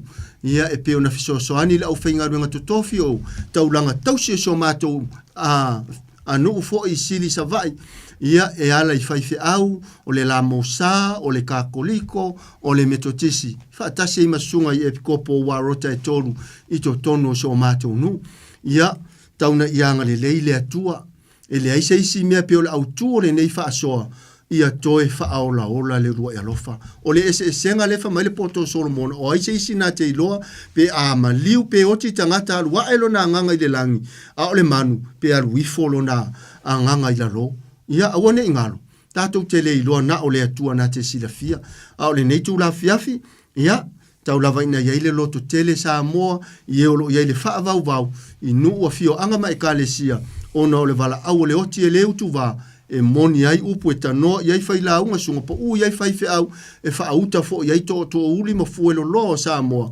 ia ua to ulu faa funga e malili le ala le soifua ma le ola ia ai pe ia o la Paulo ia Filipi mo mo fai upu e lusu ma tasi pe oti pe ola awane ngalo ia vi ia le atua i lo stino ma lo tino i le oti ma le ola le sao ngau te ola ai le vi ia le atua i lo wolang ai le oti a le oti o le tangata ia e fia ia i le atua o le tangata o fapa ia ina mo ia taulane ia ngale le atua se upu foi wa lape sau fa fonga sa moa me so pa anga toi fa ola le lo lofa sunga fa fengainga ia mai kale sia ese sa moa mai tam fa fio le la lang ia fa mangalo le fa tau va o tangata tau na ia urulu ma fa mata fo lau fina ngalo ma ia susu fa sofia i pe mo nga ruanga i lau fa fonga ma mala sa moa e ala i te toma tawina o a fionga pa ia le tua le ngata i fata fai taulanga fia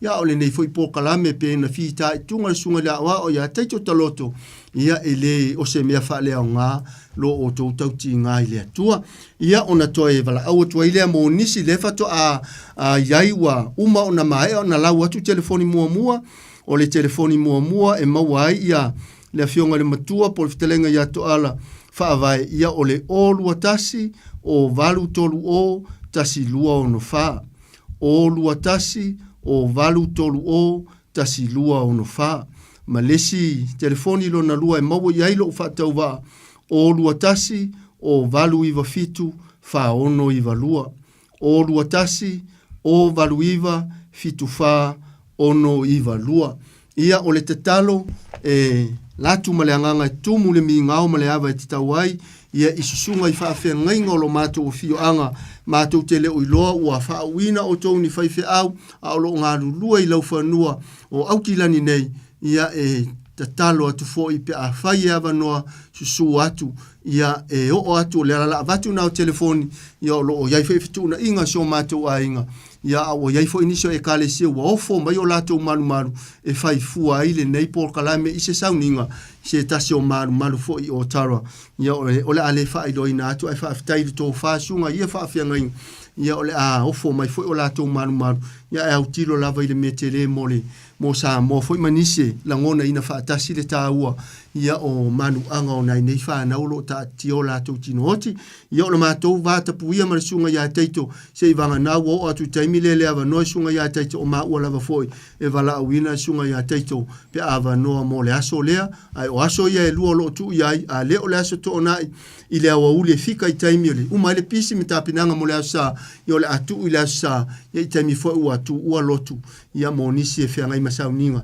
ia le hala na tu na to de telefoni ia morisila fia so ta mailo tangata pole uso fa ia fa fonu to ala fa vai ia e mawo ia ile tasi o le nei fa mo pe atau pule ola le tua e mo mori ia lo to so i fu ama so mato ola tato fa i le talo lo mato ta mai o ile langi fa manuina fa aftaia le anga le lei ma le lofa o la ufio le netu la fiafi wa e fa fonga ina fo se upu fa mai se upu fa ma fana le ngata ina ya mato fa na mo le uso lo ia o la tu tinoti fa le mai au ila to uma lava foi o lo o ia no foanga fa pe o lava i to tono maota malawa o lo la we ma si o mia ai nga pele talo foi mo ila to ia no foanga pe o le hospice o ta o no foanga fa taritali la ese le ola ya mato talo ya mo lava le loto tele fa le mai fia to tono fa le pui ni so fa ta mai na te moni mangangaleang ai mesio na yo mātou ta mama tina so i fua mātou tua lo mātou po kalame wha amanuia la o fio e o lava iau au ona pa ia sunga i wha awhenga inga po sunga iau wha alupenga wha le tua pu nonga mai ka le sia wha amanuia tutusa la o fio wha amanuia la o fio ta ma i pa anga le mātou po kalame ta wha e fia o lo le manatu le vai ma le la vama le leva le po a lo manatu i le matango fia o afionga i lima taita ina i malave ina i whaiva ma fe au le vai aso amanuia na ia mātou whanau ia o onga amanuia le au tautua ia mātou talo fo le au nanga le nei ala leo le au nanga le tio ia mātou talo e whamanuia ne nei pūlenga whamanuia i lau auna ta mā ia taito ma siona whale tua ma le no whalu me sio le au auna lo lātou tāpua e mal whetua ma le no whāto e kālesia whamanuia mai fo ia te i mā ua me se fo nei o mātou a inga ma whanau pele pe a mātou tau mā vai ia tātou ma lau fio te mua au muri au i whaiva ma whi au wha ai o le nei pō ai me sio le lama mai o le whiri mā na u whana tu mau mai ta mā yo mātou runga malava le alofa tu noa lau fio le file mo Yesu ke viso a to aita ma male maftanga mafana fana maluanga ngsa nei o i le whaavavau e whaavavau lava. Amen. Amen.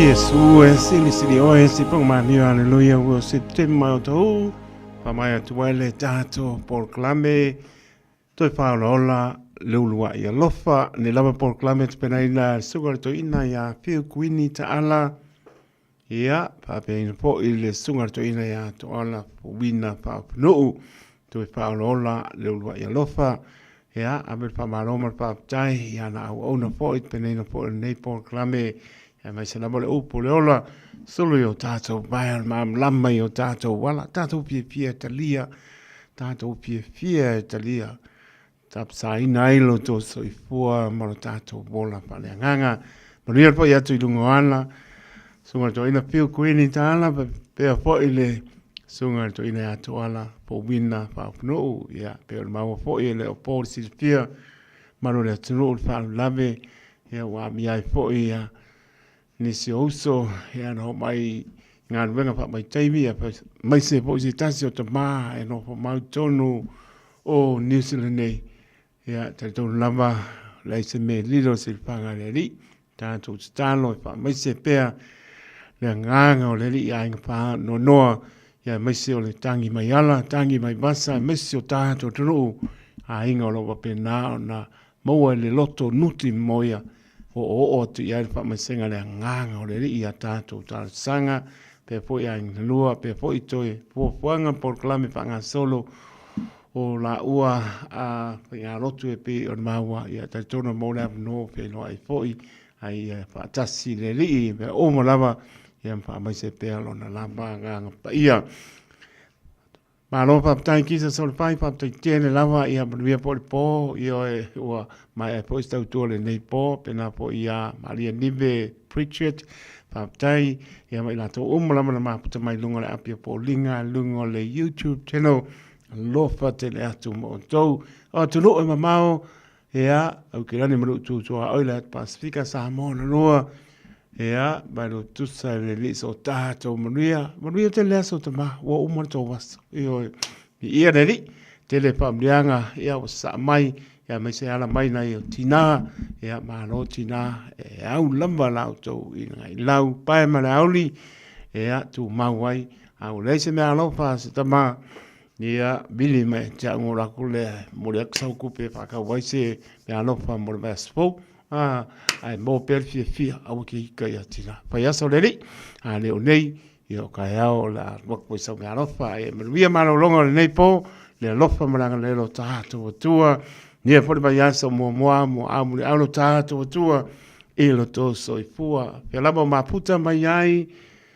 mai ma ua mai lo fa ta ba lo fa ta to mo to ni ma lo longo nei po ia le upa paranga tai pale poto to tai sele na tu yama fa se uta tonu tai lo to nganga ke siano ma ngalo la to ona ai via lava e au lofa le li ia le tato fo longa le fo wa mata le masina lo nai va le lo olo fa ia au maru me uma e le fa tasi mai lo tato tua tai to lo to le au na saifua ma ia manuia